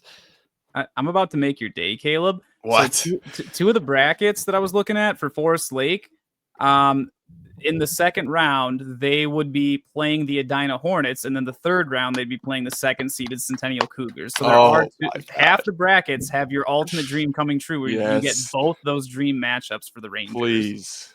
Unless Edina chokes to the fifth seed of Section 3, which I think is going to be Farmington. I don't know. They matched up in the first round of the 2023 playoffs, and things did not go well for the Tigers. So I'm probably going to take the Hornets in that matchup. Wait, so would that be also another thing? When the brackets are set in 6A, they're set, right? There's not any changing based on seeding, right? Correct. It's so if teams are ranked 1 through 8, I can't see your brackets, but if a Centennial or a Edina played Forest Lake, and Forest Lake would play Centennial if they won, that would mean Edina would play Centennial if they won, right? Correct. And that would also be a great matchup of Mason West playing, the program that beat him his sophomore year. Yep. Oh man, let's pick that one. Let's pick that one. As long as the Rangers and the Skippers both win out, which we'll get to the latter team here in a second, but I think those are the two likely brackets now that no team in the South is undefeated. Because I had bracket 1 locked in all year. I'm like, oh, it's going to be a team on the South and the West on opposite sides of the bracket, guaranteed. Not so much the case anymore now that no one in the South is undefeated. But yeah, Edina, you know what? Going back to, I think my 3 words that I said about this team in our preseason preview of all the teams, I said that they need to finish games in the second half because that was something they kind of struggled with last year. That aforementioned Minnetonka game where they gave Tonka all they could handle in the first half and then just took their foot off the gas in the second. Especially if you look at that Eden Prairie and the Maple Grove game, like the EP game, I think was only 21-19 at halftime in favor of the Eagles. Like it was close, and then they were actually beating Maple Grove 7-6 at halftime. So like those scores all got out of hand in the second half. I don't know if that's because the conditioning isn't in place at Edina, or maybe the strength program's not there. Adjustments, mentality. Like who knows? Rain. Right. A lot of rain games. I don't know. That definitely played a factor into the Maple Grove game. Mason West actually had to take snaps under center towards the end of the Maple Grove game because it was so bad. Yeah. So how much are you actually taking? Like how much are we discounting this Edina team for a result that, like, if Maple Grove plays Edina when it's wet and raining and the ball's wet, I will not put my house on it, but like I'm putting Maple Grove because of the scheme, because of everything in a rainy game. They're going to have the upper hand, but if they do meet, at the bank in a semifinal game, then things are going to be a little bit different. Definitely. I would agree. And then the last thing I had was I have them slated at a 4 or 5 seed, and they are obviously they can't be a 6 or 7 because they have tiebreakers over YZ and STMA. It pretty much comes down to that week 8 matchup with Moorhead that they get at home. If Moorhead wins that, it should be. The winner of that game is going to be the 4 seed. Loser is going to be the 5 seed, pretty much. Do you think Edina has that pretty much in hand, or is Jet Feeney going to come out of the woodwork and just? It's a Feeney question. Yeah, that's a health related question that we don't know the answer to, but definitely. Yeah. I guess with that being said, let's get on to the next team. We've got one of your favorites, the Hopkins Royals, baby. Yes. I forgot to put a picture of the globe on their graphic, so I apologize. Missed opportunity. Come on, dude. You're fired. At least the one comment that I got about Hopkins, where was it? There might have been a few actually. There are a few. Well, first of all, for Roseville, someone said that Roseville is going to beat Hopkins. That almost happened, but I'm just happy that we've got a competitive Roseville-Hopkins rivalry. Got revenge. Yeah, they did. I saw some funny Instagram reels. Someone posted the meme of the guy standing over the grave, Coach Chauncey. You probably follow all these schools' Barstool accounts.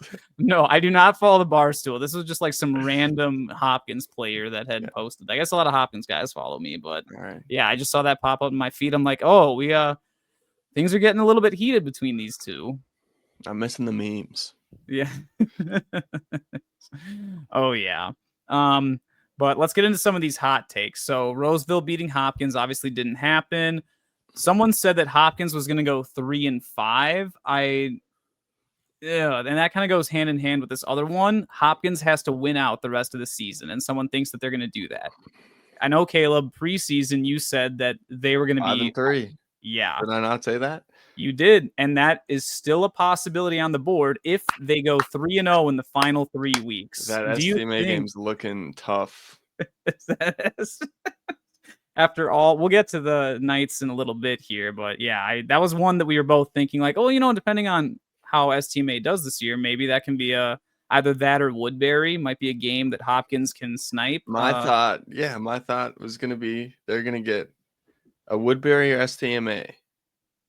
And maybe even Eastridge. I didn't count them out of beating Eastridge. Although that didn't turn out well. The Edina game, I knew they were going to lose that one. There was no expectation to win that one. But I'm going to go with 5-3 Hopkins. I'm going to stick with my preseason pick. Oh, STMA. I'm sorry. We'll talk about you guys. It's not because if you probably corner me and do point a gun at me and be like, you have to pick this with your life, would I probably say STMA? 60-40? But since I already picked Hopkins to go 5-3, I got to stick with my prediction. I like Hopkins. I think they can make something shake. Please prove me right. Please. Even if they do win out and go 5-3, or suppose they beat Coon Rapids and Eastview and finish at 4-4, they'd still be a 4-4 team that is an 8 seed and has to go to a 1 seed. Is there any chance, Caleb, of the Hopkins Royals winning a playoff game? No, unfortunately, not this year. Bummer. I know. Oh, well, at least they're not included in our list of teams that we think maybe would be more competitive down in 5A. That says something about like how much Coach Chauncey has turned this program around. He and all of his other coaches there are just, they're working some magic, man. Hop versus the world. You see it. I'm a fan. He's got like the master motivator archetype from college football. Funny guy, but yeah, I don't know. Like, obviously, when you look at their stats across the board, there, Hopkins' offense has been doing pretty solid. I mean, for a Maroon team, considering you've played only 2 Maroon games and you're hovering around middle of the pack, that's not too shabby. I think the big thing though is the defense. Looking at those stats, when you're giving up over 30 points a game, and like, obviously most of those games aren't against Maroon teams, but giving up over 30 points to an Eastridge team without their starting quarterback and is running a different offense the very next week. Like, obviously that's tough to prepare for. But yeah. And then Woodbury, we've talked about. They've had their struggles, although I guess they upset Stillwater last week. So I don't know about Woodbury now. Yeah. Well, when you have Trey Moore, when you have Jaden Moore, you're going to be somewhat, what's the word, competent on offense when you have just 2 guys of that caliber, and then it's a matter of where the pieces fall around them, where the offensive line and defensive line shake out. That's where I think Roseville got the better of them last season, and then to see, so things are changing in Hopkins, and you can slowly see it. They're going to go 5-3 and prove me right, and then they'll probably get bounced out in the first round, unfortunately, but at least they went 5-3, and that's a building block for next season. Definitely. They can lose to the Forest Lake Rangers before they go play the Edina Hornets. So, yay. The only other comment that we had about Hopkins, and I think this is one that we sort of talked about earlier when we were talking about Andover and Joseph Mapson. Someone says that Trey Moore is a top 5 quarterback in 6A. Would you go that far, Caleb? No. Not top 5. I think he's close, though. I think he's close. When I was doing my preseason, I think I had him 9. Oh, so he's in the top 10 for sure. Yeah, I think he's top 10. Definitely room to grow too. As a pass, like, I think I don't know if you've seen him run or seen his tape, like, we get the athlete that he is, but I think he can still grow in his passing, as all young quarterbacks can, right? Especially with him being as young. And I think once we see this kind of crop of older quarterbacks kind of leave, I think he's going to step right into like the top 3, the top 5 for sure, echelon of quarterbacks, and kind of be a name that is talked about a lot in 6A. Definitely. Funny enough, like, I think the very first live stream that I did was a breakdown of Shakopee versus Hopkins from the 2024 season. And like, one of my biggest comments was like, wow, their quarterback looks really athletic, but they never call any quarterback run plays. And I'm like, Hopkins, if you're going to run a spread offense, like, you need to let Trey Moore unleash. Like, I'd love to be offensive coordinator in that offense. Exactly. Like, look at Andover. Look at teams that run their quarterback out of the spread. It is so essential to having a potent, like, dual threat offense. Run the speed option every play, like Andover does. Just look at him. Yay, Forest Lake. But yeah, like that, you see the results on screen there. Now that they let Trey Moore kind of do his thing and use his legs to support the ground game, their offense has significantly improved from last season. And it's not just from only playing like Maroon teams. Yeah, agreed. So yeah, awesome for Hopkins. Keep building. The Hop versus the world. The rivalry keeps getting bigger. All right, let's get into the next team. Now we're getting into the big dogs, Caleb, the Maple Grove Crimson.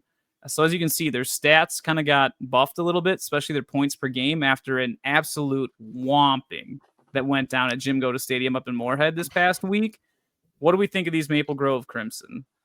Man, Coach Burrell, he's got him on the move once again. I think hasn't lost a game yet. a freeway to the bank. It's not a narrow road for them to get to the bank. It's a pretty wide one that they can. I think they have a good opportunity in multiple paths to the bank, especially. Who knows if they're going to be a 1 or 2 seed. I think, week 8 is going to tell us that. But no matter if they are a 1 or 2 seed, I think when you look at this Maple Grove squad and when you look at the Tonka squad, and I get these 2 teams were, the final 2 last season, you can definitely see the scenario of these 2 teams playing each other in the bank for the championship once again. But who knows? It's going to be a matter of who's going to challenge these 2, because it was the big 3 for the season. It was the big 3 And then in Rosemont had to go Minnetonka, and ruin Maple Grove, everything.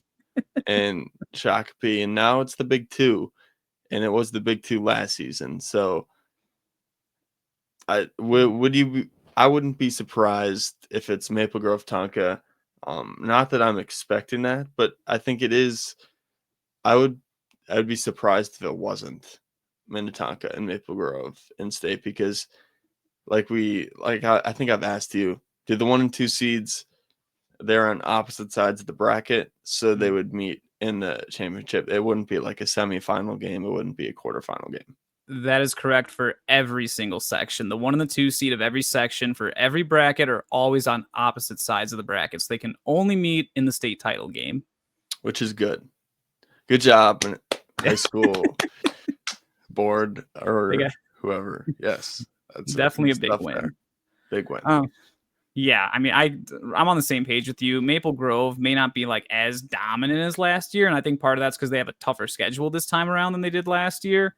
But I mean, they're still putting up impressive wins. Like, you have to travel for the first time, I think, in school history. Maple Grove's got to go let more than 40 minutes away for a football game. They went 3 hours plus away up to Moorhead, and you drop 56 on them. Like, sure, Jet Feeney wasn't playing, you can say that or whatever, but it's just the experience of having to go all the way out there, play a 6A football game, and come all the way back, and then you're not getting home till like midnight, 1 a.m. Like, I'm so impressed with the Crimson for getting through all that. And then obviously we talked about the stats they're putting up. They're in the top 5, well, I guess technically 6th now in opposing points per game. But they're they're dominant. James Engel, 183 rushing yards per game I could have probably guessed that based on what I saw up at Midgie.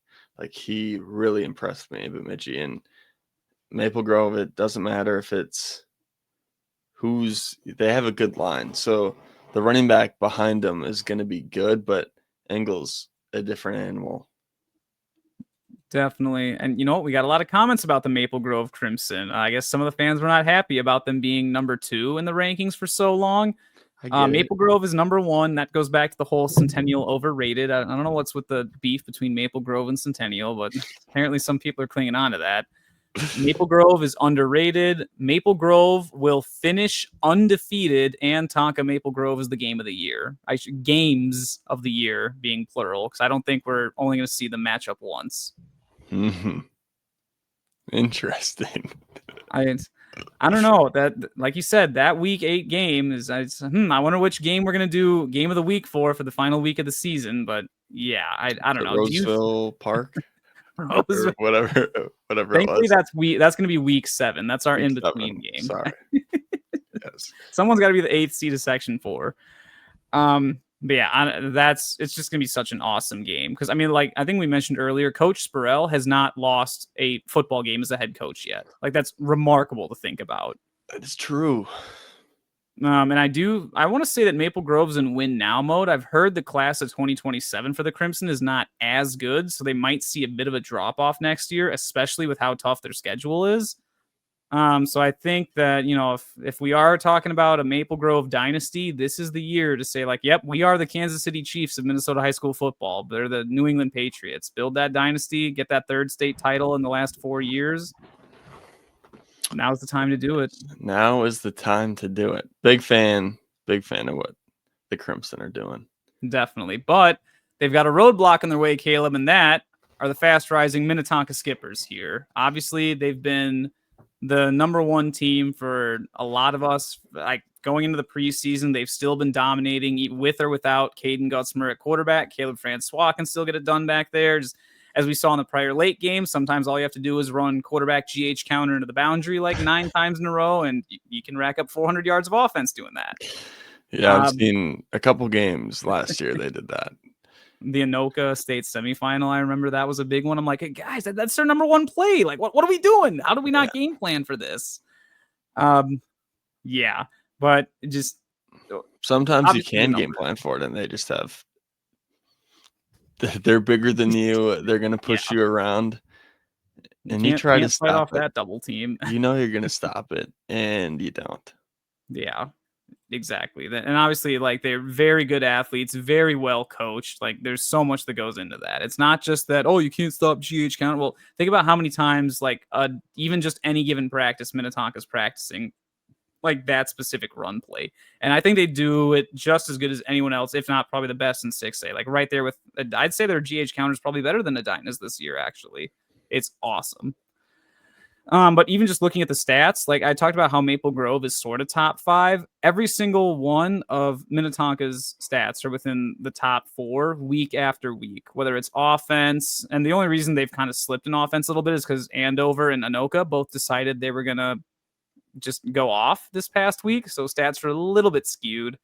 But Minnetonka is still right there. Like, and obviously, we have them locked in as a 1 or 2 seed now that they have that tie-breaking win over Eden Prairie. I don't think they're going to lose to Wyzetta or Edina.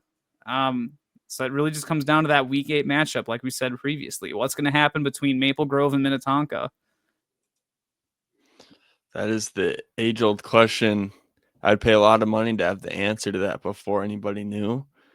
But I think we're going to find out Week 8, and that'll be quite the showdown, and definitely game of the week, game of the year, game of the season, whatever you want to call it. Big fan of what Gutzmer's just I had him as the number 1 quarterback in 6A, even though he didn't play last season. But super impressive, even just getting to see him throw it the Minnetonka 7-on-7 just looks real good. Cody Braun, it's just having, I think the big thing was being one-dimensional last year, and they got away with it. They could be one-dimensional, but then it got into, I think, having 2 dimensions, having a passing attack, and not running quarterback GH counter, like 99% of the time. Yeah. All jokes aside, I think this Minnetonka team is going to have a little bit more juice on offense to squeeze than last season. So I like their chances, man. This is a team that I kind of feel like I'm disrespecting Maple Grove because Maple Grove beat this team last season and they won state against them. So it kind of feels, if I was a Maple Grove fan, and I understand the rumblings of, oh, we're at number 2, we're at number 2, but do you guys have the chance, and Minnetonka has the chance Week 8 to prove, who you are, where you should be, and stuff like that. So, yeah. Definitely, yeah. And just looking at some of the comments that we got about Minnetonka, Tonka Maple Grove Game of the Year. We mentioned that with the previous team we talked about. Obviously, that might just be games of the year, potential 2 matchups there.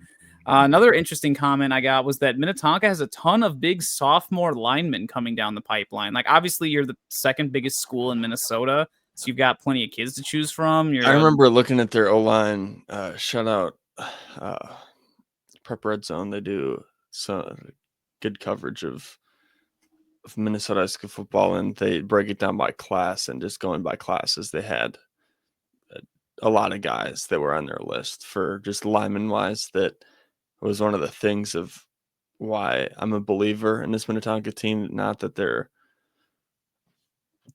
super top heavy and playmaker wise, but they're also good in the trenches as well. And they have young guys coming up as well that are going to be either already in starting spots or going to be there next year or in 2 years. stuff like that. That Minnetonka's here to stay for a little bit. That they are. They've got some culture going on over there, and they finally snapped that big losing streak to Eden Prairie. Things are all going right for the Skippers this year. You toppled the Eagles. You're going to topple the Crimson potentially week 8. Like that's just storybook. And Skipping their way to the bank. It's going to be. I can see it on the newspaper. The Tonka Press. Just came up with the Strib Varsity headline. No.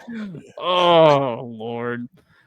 Yeah, obviously, I mean, there's a pretty clear separation of Minnetonka and Maple Grove, and maybe throwing EP in the top 3, but there's a pretty separation between those top 2 teams and everybody else in 6A. Like, I'd almost say EP is more along the lines of like a Rosemount, a Shakopee, a Lakeville South, like Centennial, Forest Lake, that next tier.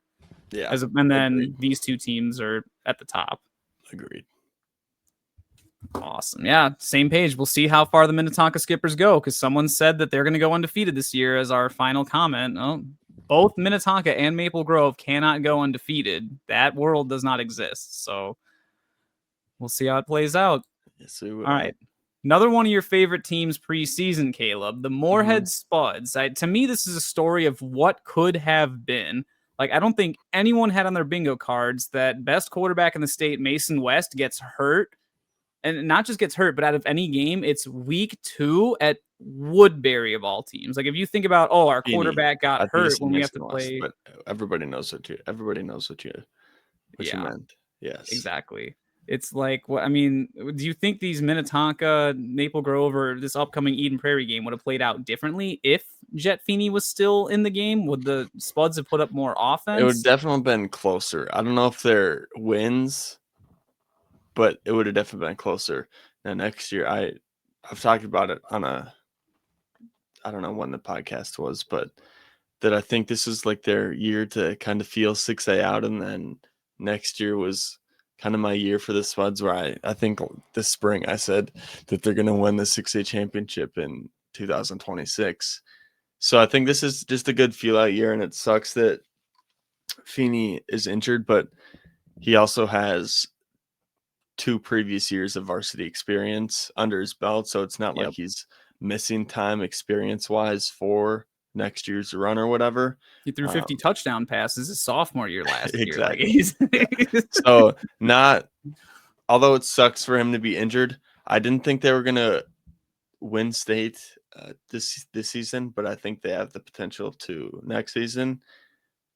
All that being said, I think Feeney's going to come back, and this Moorhead team has the potential to knock off anybody they play in the playoffs. So maybe it's a team that upsets somebody that was going to get to the bank. I would be hard pressed to pick without a doubt that this team gets to US Bank, but would I be surprised? I don't think so, because I mean, although they're, I think, in the 10 to 15 range in my rankings, I had them top 5 with Feeney for the first half, of when we're recording this. So I'm a Spud believer, but I think without Feeney, I'm not. With Feeney, I am. And we'll see where his health is, if he's even going to be 100% the rest of the season, if it's one of those things, or if he is going to be 100%. I think time will tell on the Spuds.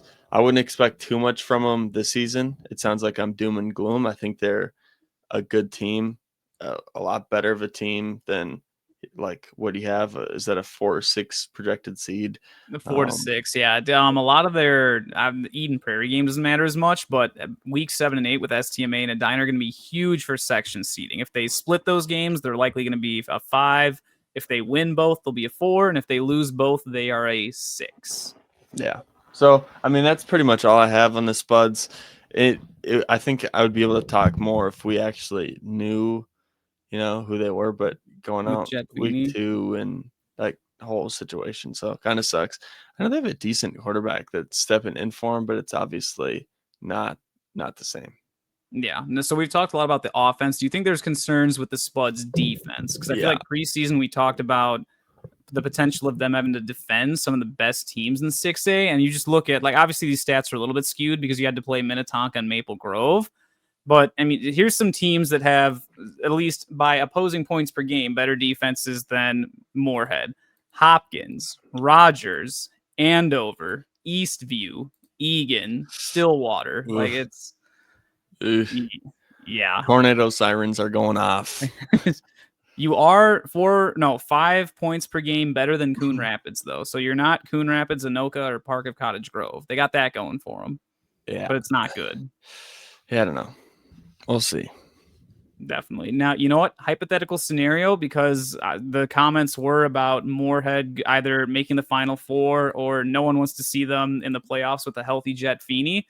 Looking ahead to the 2026 season, you figure Minnetonka is going to be graduating a lot of star players. Sure, Caden Gutzmer will still be there, but no more Caleb Francois.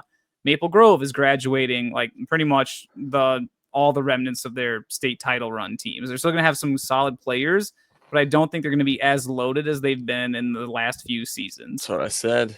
Edina, it's going to have.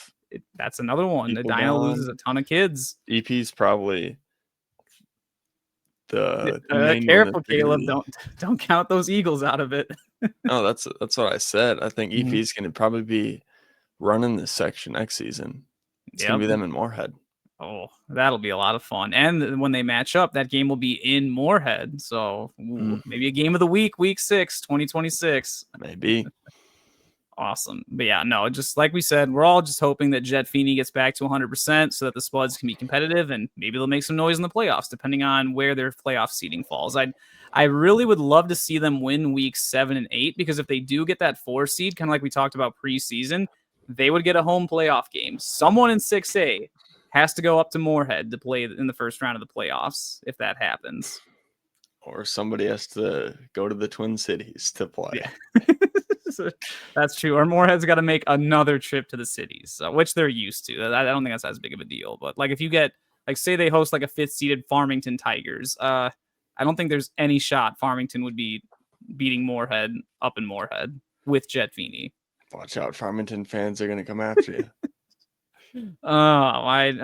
Speaking of locker room and bulletin board material, apparently a bunch of their kids quoted me or like screen recorded from our last video of me saying they were going to get blown out on homecoming by Rosemount.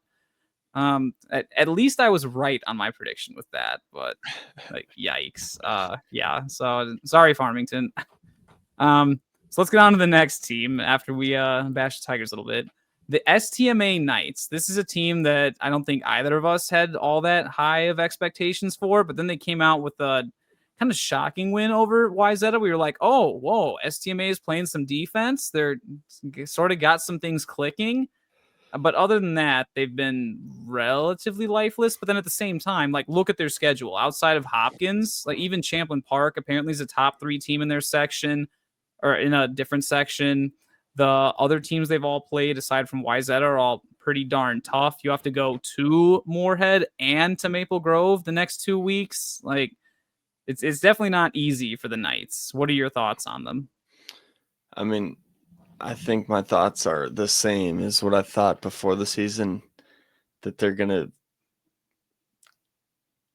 be bad because of their schedule. And that's kind of what we're seeing. I think it's going to be interesting to see them up against a middle of the roadish team. I think, and that's in some ways Champlin Park. And I think the result kind of shows that they are in contention. They are kind of around that level, even though they're going to have a worse record because they play Minnetonka, Eden Prairie, Edina, Maple Grove, and who knows what the situation in Moorhead is going to be. But yeah, I think overall, not great offense. You look at that, and I was watching some of their film because I was watching I have a team that I'm playing this week, so I was watching the week 5 matchup of STMA and Edina, and I was shocked that STMA is still having some issues with their offensive identity. Like we talked about, they're doing some pistol spread, they're doing some like pistol I formation stuff, they're doing like weird single back pistol like 3 tight end sets. It just they got to pick one offensive scheme that works with the talent they have and just stick with it. Because obviously what their experimentation is not really working. And they started experimenting on defense too. Remember how I said that they should roll back to being a 4-3? Well, now they run both a 4-3 and a 3-4. Let's go. It's like, let's do it. oh, STMA, come on. But yeah, we did actually have one comment for the STMA Knights, so we had more comments for STMA than we did for Osteo. So the only comment says that STMA is going to lose in the first or second round of the playoffs, especially if they're only a 5th or a 6th seed. I think I'm buying stock into that claim. What about you, Caleb? That's true. Yeah. Yep. I mean, if they have to go to a 4 or a 3 seed from another section, maybe if they match up with like a Metro East team, because they upset Stillwater last year, I could see them maybe making it to the second round, but getting to the third round. Only the East. Stretch. Only the East. No. Poor STMA. Well, you did say they're going to lose week 8 to Hopkins, so I don't know. I did say that. Yeah. And for their playoff seeding, the only game that really matters for seeding for them at this point would be week 7 versus Moorhead. If they win that game, they're pretty much locked into the 5 seeds. They lost to Edina and they beat YZ. And if they lose that game to Moorhead, they would drop to the 6th seed. So a little bit in control of their own destiny there. Yeah. Oh, now we're on to, I said that Anoka and Osseo were 2 of like the teams that shocked me the most, but I think we can both agree the team that shocked us the most this year was this the last team? Yeah, this last team, the YZ Trojans. Yeah, whoa. I mean, didn't we have them ranked as like number 4 preseason or 5? That's where I had them. Oh, I had them. Are they even in the top 25 now, Caleb? I think they just got back into the top 25. Oh. But they were out last week. Definitely. And this team was the one that inspired me to keep both the week 4 and week 5 stats, because I'm like, they really padded their stats beating Park at Cottage Grove. We want to see how this team really performs. Right. And this is just a head scratcher to me. It is the biggest high school in the state of Minnesota, like tons of talent. They got receivers. They have that quarterback that transferred from Maple Grove. They did change their defense. They're running a 4-3 instead of a 3-4, and I think that kind of explains some of their scoring issues, on top of the fact that you're playing, Edina and Andover. Yeah, it's not like they're playing easy teams by all means. No. But then again, switch them in a different section. It is a little bit of a different story. True, but at the same time, because we see what they did to Park. We don't have an 0-8 YZ this year. Fantastic. That's what Forest Lake did to Park. So, not saying that you can compare those box scores, but just saying. Yeah. And then obviously the doom and gloom continues when you look at weeks 6 through 8 for YZ. What a gauntlet of games right there. At least 2 of them are at home. It's a lot of doom and gloom there. I didn't see that. That kind of sucks. Yeah. I mean, even before that, because they did lose the tiebreakers to Edina, STMA, and Moorhead, which, we've kind of said are going to be the 4 through 6 seeds. Like, YZ has been locked into the 7th seed ever since week 4 lost to Moorhead. And I just have, I'm looking at my brackets, I've already penciled them in there. I don't see them beating any 2 seeds. Maybe, like we talked about, like a Stillwater or a Woodbury, whoever's the 2 seed of the East, maybe they could match up and pull an upset there. But, I mean, that's like the only outcome that I see possible. And even then, I don't know how many brackets would actually have that.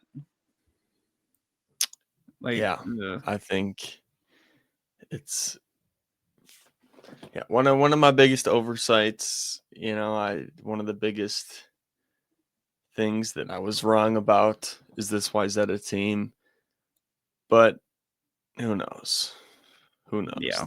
When they're playing, I think it'd be interesting to see when they do play a team that's not in their section in the first round, what result that game comes out of, depending on who they play. All right. So looking at that, they're 3 out of the 4 brackets would have them playing the 2nd seed of Section 3. So the loser of Lakeville South and Rosemount Week 8 is going to be hosting the YZ Trojans. That's not good. What's the other one, though? The 4th bracket, they'd host... Tell me this is the Forest Lake Edina Centennial one. It actually is, and they would be at the 2-seeded Centennial Cougars. Okay. I think Centennial worked them in the scrimmage that I saw, but I'd rather do that than Rosemount or Lakeville South. I'm sure Wayzata is sick of seeing Lakeville South after our 3 matchups in the last 2 years. So, yeah.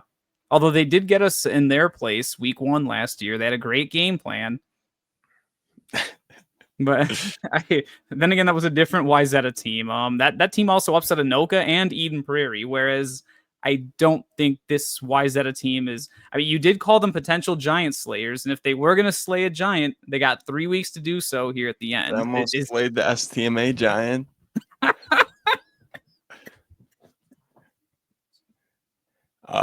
Moorhead. Oh boy.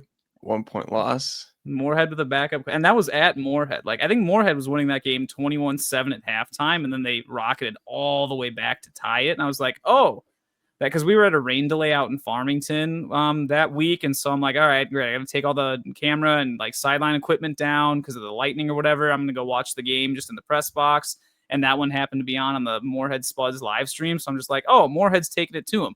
Then all of a sudden, Wayzata Thunder's back, and I'm like, oh, is this really about to happen? Is Moorhead gonna choke this game? Thankfully, the Spuds held on. But Wayzata is a better team than their record says they are. They're better than a lot of, 1-win teams, but much below the expectation that I had for them, which is disappointing. But we'll see. We'll see what they can make shake in the playoffs. Not giving up hope entirely. Let's upset somebody round 1 and make me look a little better. Upset Lakeville South or Centennial. Let's make it happen. They're coming for you. Oh, not again. That'll be fun. Just gonna get the Cougars. Too many RPO offenses between them. I got to drop a Dyna this week. We had to try and like emulate RPOs this in practice today, and I'm like, I got a handle on them. How but that went. We'll try. Anybody from Lakeville South emulating an RPO? You guys didn't even know what those are? No, I think the funniest part is when I have to tell our kids, like, "Hey, you're a slot receiver. You're the Z. You gotta scoot out there." Like, what does off the line of scrimmage mean? That is also one of the biggest things I run into. It's like, no, your Z is always off, H is always off. This X, is how you tell the referee you're on the line of scrimmage. You don't exactly just put your hand in the dirt and line up on the quarterback. This is how you play football. Well, not our brand of football, but that is a way to play football. Yes.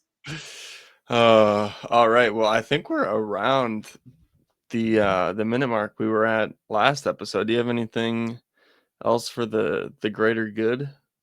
No, just that I'm really excited for these last 3 weeks of 6A. We're gonna get a lot of clarity to see where teams kind of fall. And I guess another disclaimer is that ultimately the coaches for each section do vote on the section seatings. So the ultimate, like, I'm sure that they usually stick to what your section record is and who holds tiebreakers. Like we talked about last year with Mounds View having the tiebreaker over Forest Lake or Minnetonka having a tiebreaker over Shakopee. Coaches are usually like very respectful of those. But ultimately it does come down to how they vote. And, it's looking back at section 5, depends on how those coaches may vote. Centennial Andover is the 1 and 2. Man, all right. Yeah, it does. It does. I just looked at what we were last episode. It was 2 hours, 12 minutes, and 51 seconds, and we just went over that. Oh, that's my beef for putting the last comment in. Dang. Well, now it doesn't matter. No, record broken. Oh, well. Come on, Coach Lance.